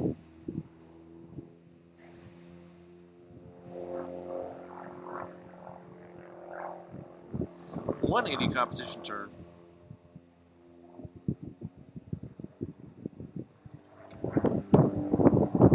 You can really see holding the rudder on there. Push 45 down. This is about it. Oh, idle. So he didn't want to get too fast before that push. Pulled the power back. Brings it right back on for the 5/8 loop up. Half roll on top. Another hesitation roll coming here, 204. Let's count the points. 1. Oh, he's taking a break. Optional break, 5-point penalty, or not an optional break. That's a 5-point penalty, but that's okay. If you're out of position, not happy with where you are, going too fast, too low, too slow, whatever, take that break. Reposition yourself into a position where you can successfully do a high K figure, because a 5-point penalty is nothing. But if you get a 0 on a 20K figure, that's 200 points. Oh, take the 5 points. Absolutely. Take the break. Yeah, at this category with only 5 penalty points, it's not like you're in unlimited. What is that? It's a lot. 40? No, it's higher. I think 40 is advanced. I think it's something like 65. Oh, that's a stiff penalty. But by the time you're at unlimited, you shouldn't have to take a break, right? Well, maybe. We'll see. I know who has it? Gunther Einhorn. Flew unlimited in an S2A, a stock S2A, and was using the altitude and using everything and taking tactical breaks to reposition back up high. And I think he after that one ended up at like 14th. But 14th in a biplane stock S2A. Is that where it is? Yeah, it's up here by the escape somewhere. Okay. And then will it sound muffled like we're not? I don't know. Ask the audience. Hey, if the audio goes to complete garbage, let us know. We're trying to keep the wind noise down on the computer here. Lori is sacrificing her jacket. Here comes Phil back into the box, and he has the option to re-enter from the previous figure from where he took the break, or to restart on the figure that would have been next during the break. And I'm seeing him do... Okay, he's did not do figure 8 unless we missed it. He went right into figure 9, and so that's going to be a couple penalties. We'll let the judges deal with that. Now he's into the hammerhead. So if he missed figure 8, he gets a hard 0 on that. Plus he would get an improper restart unless we just missed it because we were dealing with our own technical issues over here. And that slow roll. So hopefully he did figure 8 on the restart, and we just missed it. But yeah, we'll see what the judges had to say about that. Well, we are getting. He did it. We missed it. We were late on it as well. Yeah. Okay. We are getting the 3 thumbs up that are improved sound. Okay. I don't think your code's necessary anymore. Okay. We just use that. Yeah. Well, we're gonna watch these cables. We'll disconnect this. And we'll Lose the live stop streaming, which is always an option. Yeah. Yeah. But Maddie gave us 3 thumbs up for our sound improvement. Thank you, Maddie, for feedback. Palmer Timmons up next from UND.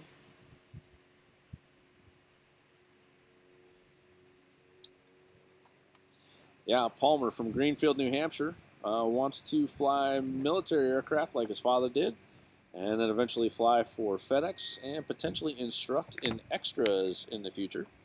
Which, hey, if they're going to keep making extras, which I think they are. I would say that's safe to say. Yeah, we're going to need people giving instruction in them. And that's how I met my partner in my airplane, was he bought an extra, needed instruction for insurance requirements, and I ended up giving that instruction, and then 2 years later we were in a partnership in the airplane. So it's definitely an opportunity to meet people who are doing the things that you want to do, and gain an experience that really, if you can find a niche for yourself and find a way to market yourself, you can still make a decent amount of money. It's not a bad way to earn a living either. Palmer here starting out in the Super Decathlon, which is where a lot of aerobatic pilots get their start. I know I did, flying a 1991 Super D. Yeah, we used to have a decathlon. Yeah. When I first started flying. Had a little incident. A little bit. A little bit. That'll happen. But you know what? It's a good story for people to remember to really check everything thoroughly when you're walking around the plane. Yep. Good pre-flight. Wing wags. I'll tell that story later, but Another time. But it is a good story. Yeah, well, when somebody's not flying. Yeah. All right. Good luck, Palmer.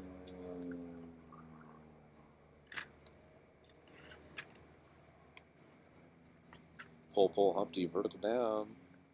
Looking good. Just right of show center. End of the 45 up, right in front of the judges. Push cap off, adding energy, getting ready for the spin. Just left of the judges. This is good placement. This is really good placement from Palmer. 1.5 turn spin. Count the turns. Half. 1.5. Good stop. No bobble. That was a crisp stop. Yep.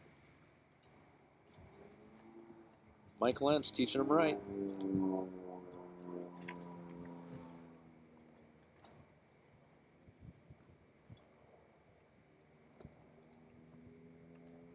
One. 2 points. Sorry,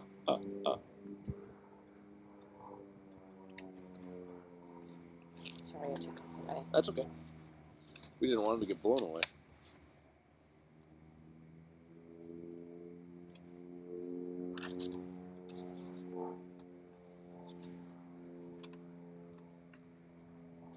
.180-degree competition turn, followed by a push 45.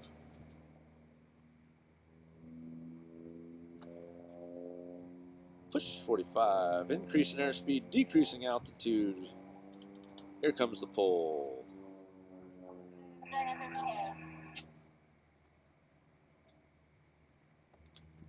Half roll on top, back to upright. Looking for a 2.204. 1. Shoot, a little bit of a roll rate change there on the second one. Hard pull right to start. That's going to be a tough radius to try and maintain.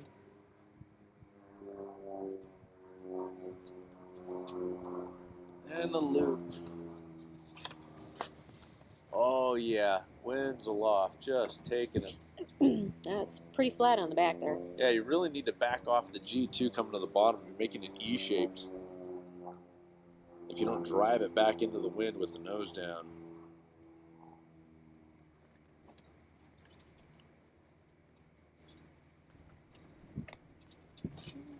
Hammerhead, looking pretty good. Exit right upright, slow roll.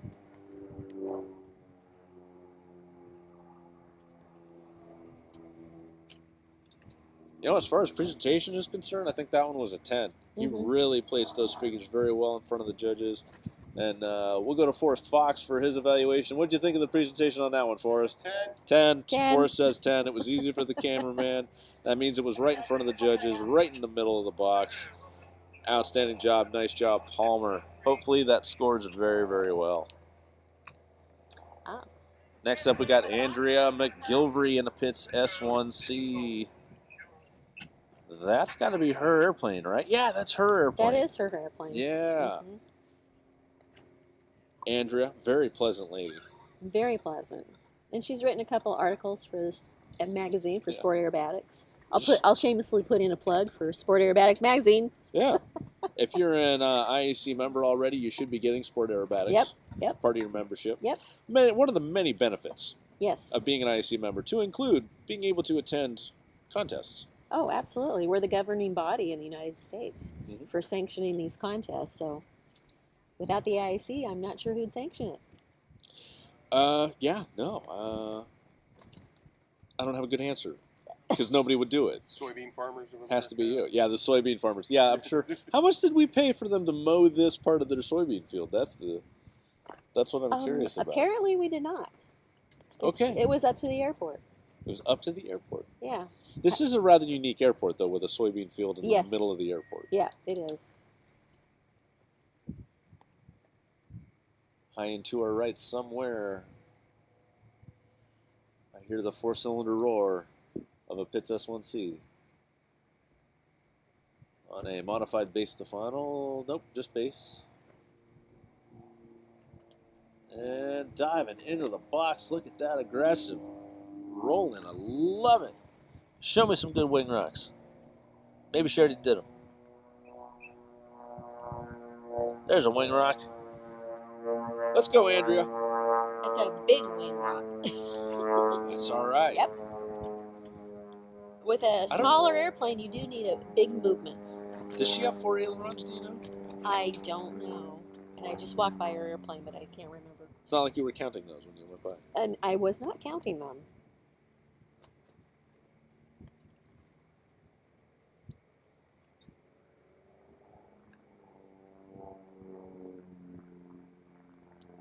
Pull Humpty into the 45 up, looking good.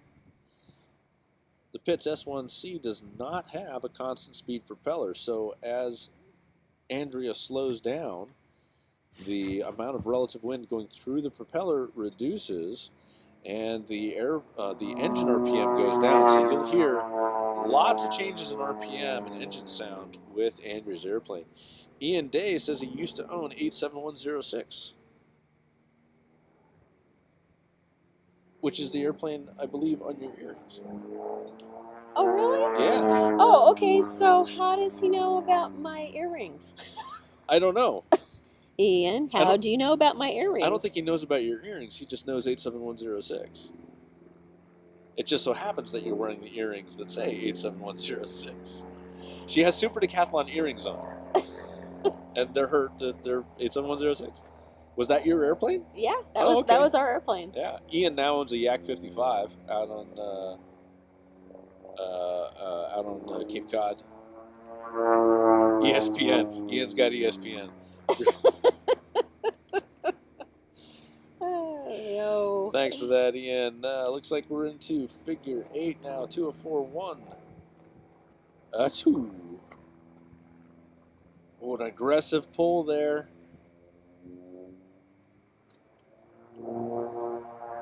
And into the loop. Hard part about flying these airplanes with fixed pitch propellers is as you get into the high speed regime, the RPM can go above the red line, so you have to be paying attention. Use that throttle to keep that RPM down below the red line.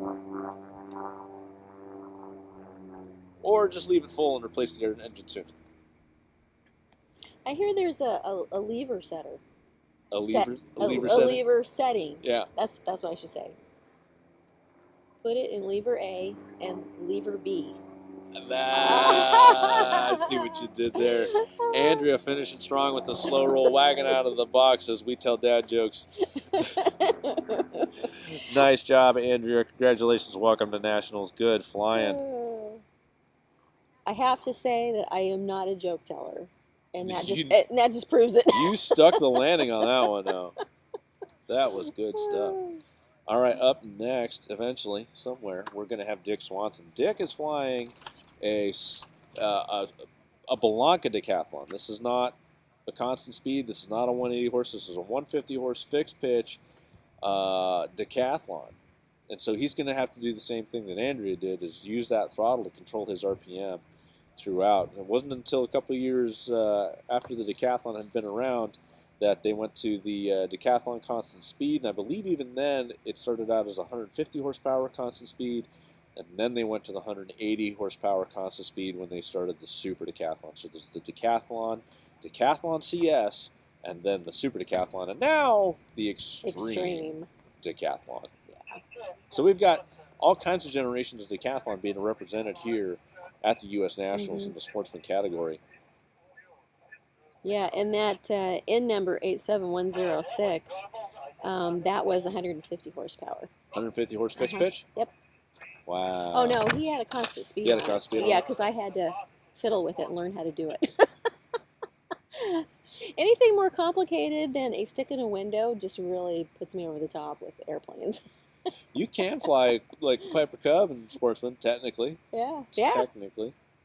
If you clip the wings. Well, even then, you don't have to. The biggest part, I had a gentleman at Green Mountain Aerobatic Contest up in Springfield, Vermont, with a stock Cub flying Sportsman, and every flight he would have to be on his back cleaning the belly because the oil would just pour out of the breathers of that airplane because he didn't have inverted fueling, he didn't have inverted oil. Okay. Yeah. So it made quite the mess.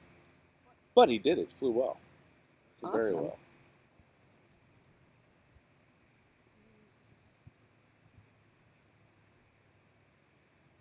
Ian, thank you for joining us from Sydney. It's 4 a.m. there, I think. Maybe 5.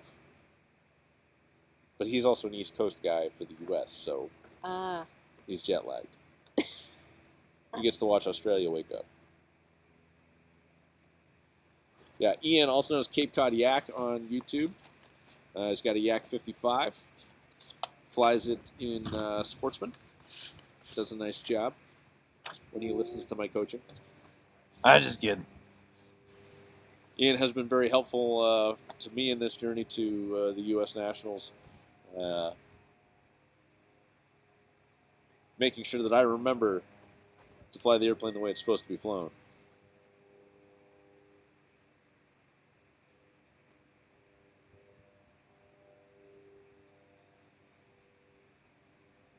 Up high, to the right, Dick Swanson. And the Blanca Decathlon Wing Wag. Did you know that Dick is one of the Old Buzzard Award winners? What is the Old Buzzard Award? So for pilots at nationals who are over the young age of 65, the highest scoring person of that age wins the Old Buzzard Award. Wow. I know. Something to look forward to. That's going to keep me in competition for a while. Winning the Old Buzzard Award. I got to make it there. But, it's a badge of honor. Yeah. Just think, 65 years old and you're still out here competing. Absolutely. Yep. Was Dick ever a fighter pilot or anything? Or was he just was he a civilian pilot? I don't know a lot about his history. And the only thing that he told me was to remind people that he won the Old Buzzard Award. So. A man of few words. Yes. Ain't got time for that. I'll see if he had anything else that he wanted to add to that. Miko Aviation, absolutely, yeah, there is still a radius required at the top of the wedge. However, that radius can be as small as you want it. So if you get up to the top of that wedge and you're out of energy and you just rip it around and it's a little tight, tiny radius, then you've done your job. You drew a radius. And so, but whatever you're drawing, whatever you're making, it's got to be equal to itself throughout. And none of the other angles need to have a radius associated with them either. And that's why if you look at that figure drawn as an arrestee figure on a piece of paper, you'll see a hard angle there. It just means, hey, that radius is equal to itself and only itself and nothing else in this figure. Question for that 45 downline, figure 7.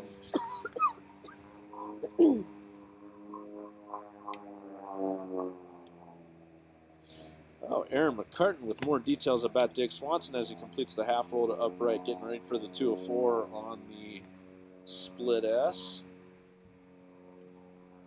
Oh, I looked away. Did he do it? Did he do a point?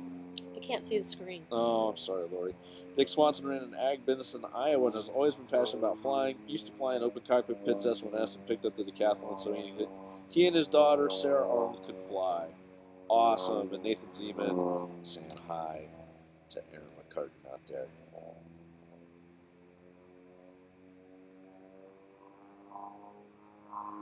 Nice. That was a good loop.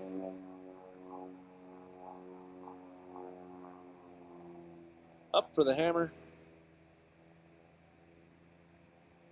That engine is still holding RPM really nicely. Oh, see, I'm not the only one interested about the winds aloft. Thaddeus wants to know if we found out what the winds aloft were. Nope. We still haven't found out. Wing wag out of the box. Nice job, Dick.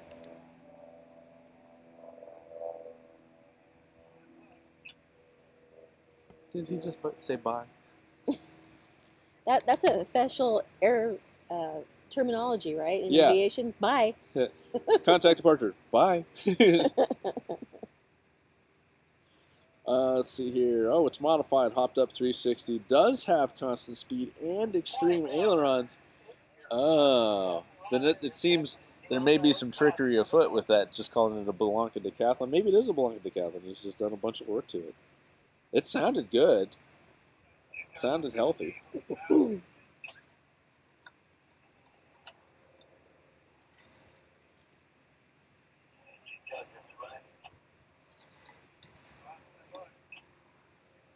Ryan Tierney letting him know he's up and ready to go.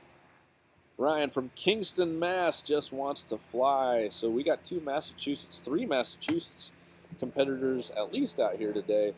So there's myself and Ryan and, who's the guy from Needham? Josh Feldman. So Josh Feldman up at UND from Massachusetts, and Ryan Tierney at MSU out of Kingston.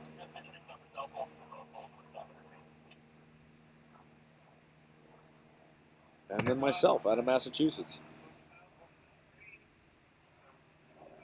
I think I had a slightly longer commute to get here, though.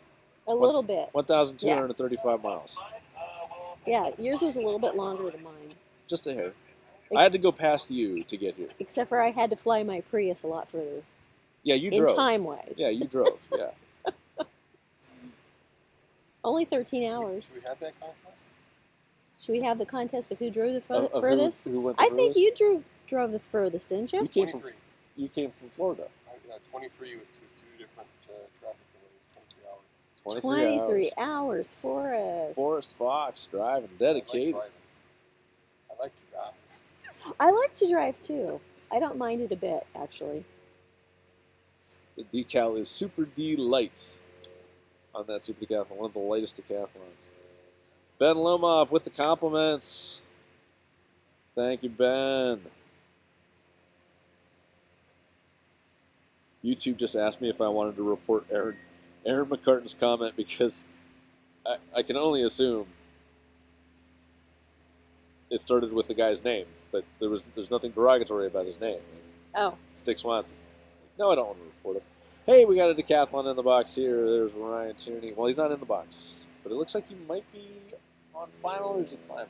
I think he's just climbing, right? Yep. Okay.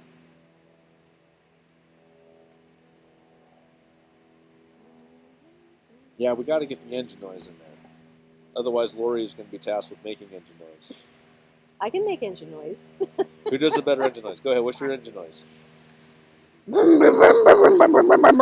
That's pretty darn good. I don't think I can top that.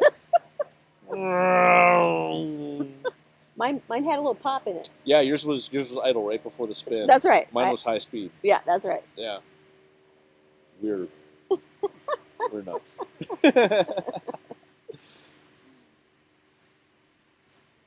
See, when you're at an air show, you hear the airplane fly by, and like the Doppler effect and everything. It's awesome. It sounds awesome.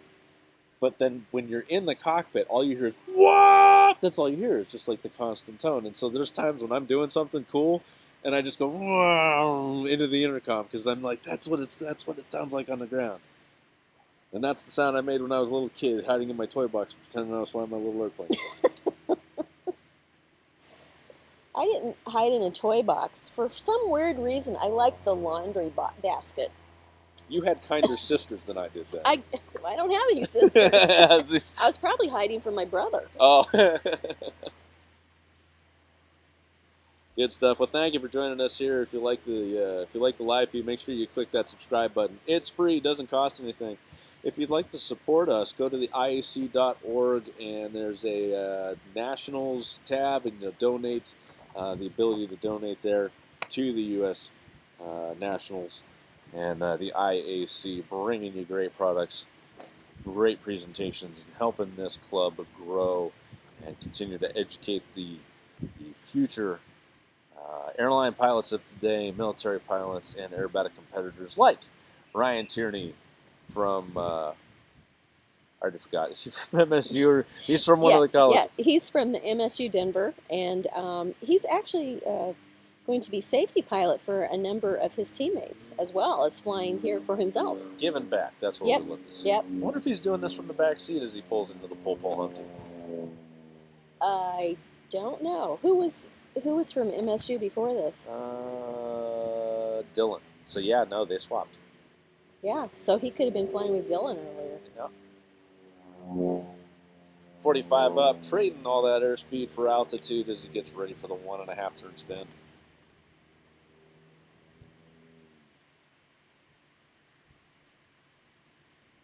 Half.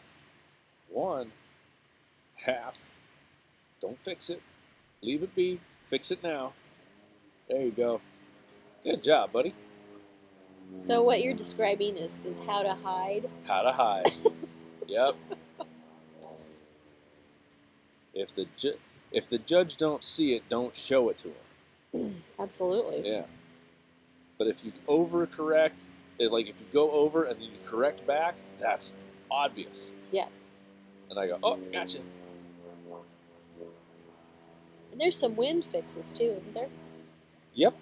Some of the wind fixes you have to incorporate into your figures. Other wind fixes you have to hide. Usually in Sportsman, people aren't hiding much of anything. They haven't learned that skill yet. I'm in advanced. I haven't learned that skill yet. You're still trying. Still trying. They catch me every time. But that just means we got good judges. 180 turn done, ready for that push, 45 down, about a negative 2G push. And a nice long pull into the wind. Easy over the top. Push roll. You see the awesome roll rate of the Super Decathlon on display. 2 of 4. Let's count the points. 1, 2. Half loop down. 4Gs at the bottom. High speed 4G entry here at the figure number 9. Loop right center box. Nice positioning. That was really good. Don't have to float so much right here because the winds aloft are just moving that airplane right along. It's got to be 25 knots.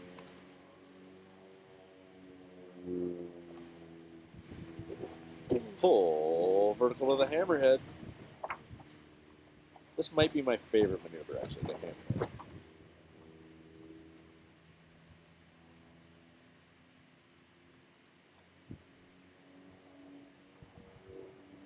Between that and the avalanche. Ryan finishing strong with a slow roll, wing wag out of the box to the north, join the downwind down to 1,000 feet. All right. Good job, Ryan. Looks like he's wanting to one day compete and be on the U.S. Unlimited Aerobatic team. So he's got a good start, doesn't he? Outstanding, yeah. Yeah. He is flying in memory of former teammate Daniel Wilmoth, who recently lost his life in an accident. And I don't know the details, so I'm not going to go into that, but we remember Daniel. Absolutely. And they, some members of the MSU team were a little delayed in getting here because they were participating in the memorial for him. They did a missing man formation, and Dagmar flew the break on that. So definitely a very special tribute to that young man.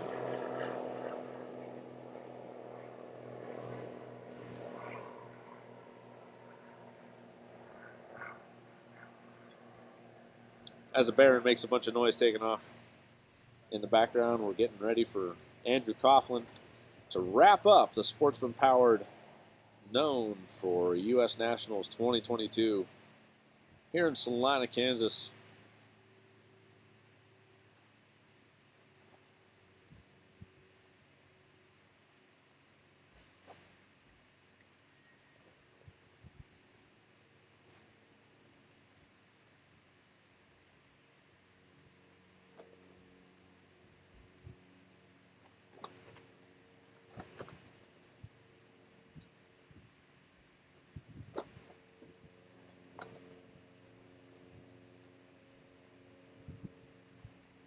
Andrew's still climbing in the box, gaining altitude, getting ready for his turn. Andrew's from Seattle, Washington, wants to fly fighters for the National Guard while also holding down a line at the airlines. Says he would really enjoy that, doing both. Yeah, well, that could be done. Yeah. My husband, Gordon, he was on, once he finished his stint with the Air Force, he went on reserve. And so total time with them was 12 years. But when he was in the reserve, he was working in the commuter airlines. Yeah. For the whole time. So can definitely be done. 1 week in a month, 2 weeks a year. Yep. And he really enjoyed keeping his, in touch with all his Air Force buddies and, flying in the planes and whatnot. So it's a good gig.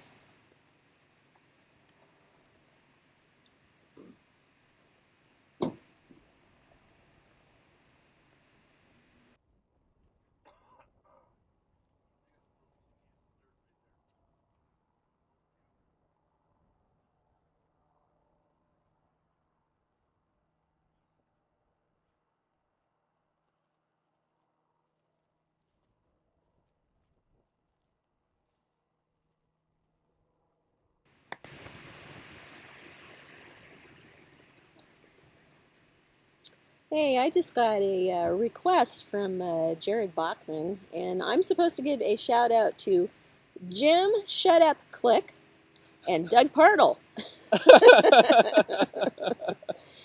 He wanted to say they've been instrumental mentors, and he knows that some of the Chapter 1 folks are watching, so. Jim Click, if you've ever been around Jim, I absolutely love Jim. He has worse jokes than I do. But he would always tell these crazy, long, weird jokes at every banquet, at every contest that he was at. Oh, wow. Well, Jay Stro, thanks for joining us here. Hope you heal up quick and you have a mild case. Gungan Works, appreciate the comments and appreciate you. And here comes Andrew Coughlin diving in, wing wagon, entering the box for his turn at the Sportsman known. Vertical for the pull Humpty, coming over the top. Low speed, pulling hard, trying to close it right on altitude. Vertical down line looks good, building energy. Setting up for the 45 up just right of the judges. 45 up right in front of the judges, running it out of energy, turning it into altitude, pushing out over the top, not descending as he slows to enter the 1.5 turn spin.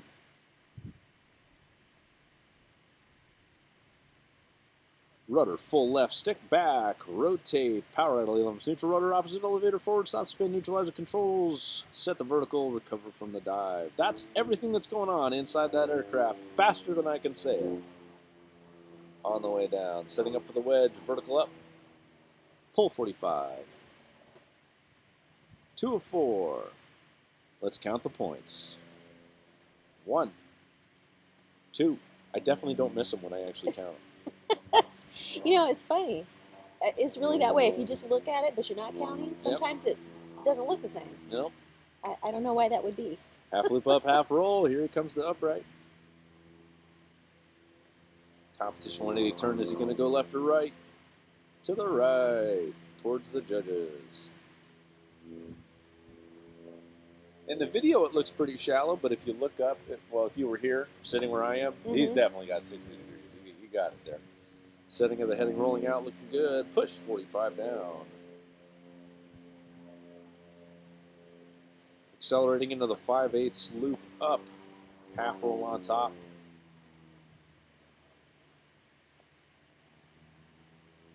Roll up right now. We got another 2 of 4, 2 point. 2 points to count. Count it with me. 1. Very long 1. And 2. Driving to the edge of the box, pulling the aircraft down, around the half loop down. Full of smash. Headed to center box. Looping right in front of the judges, slightly to the right.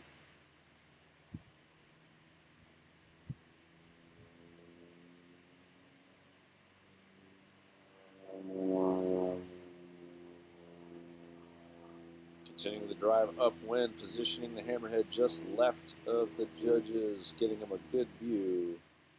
The top of that aircraft might have been a little early on that kick, a little overflown.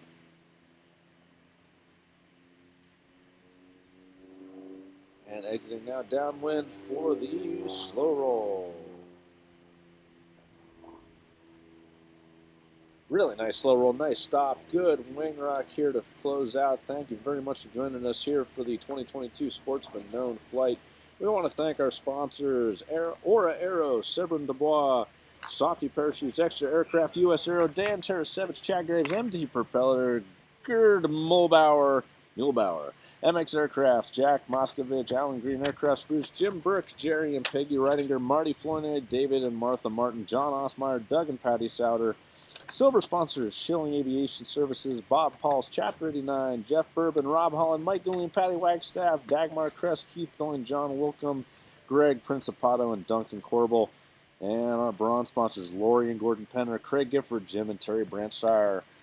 Forrest Fox with the video. I'm Rob Dumovic with Spirit Aviation, happily accompanied by Lori Penner, editor of Sport Aerobatics magazine. Thank you very much and hope you enjoyed. Lori's got a couple more things to say here, and I'm going to hit the judges line. That's it for me for today. Look forward to hearing from you, seeing you again here in the future. Okay, thanks, Rob. I really enjoyed having you out here. It was a good time. Hey, I just want to give a shout out to our chapters because they sponsored the daily coffee that everyone is enjoying. So chapter 1, 3, 5, 11, 12, 15, 23, 24, 26, 34, 35, 36, 38, 58, 77, 80, 88, 89, 119, 135, and 138. We really appreciate everybody jumping in for that.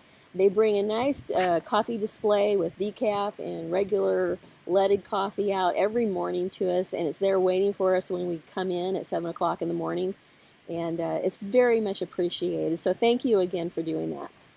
And I'll be logging off now as well, and I'll talk to you another time. Thank you, and have a good day.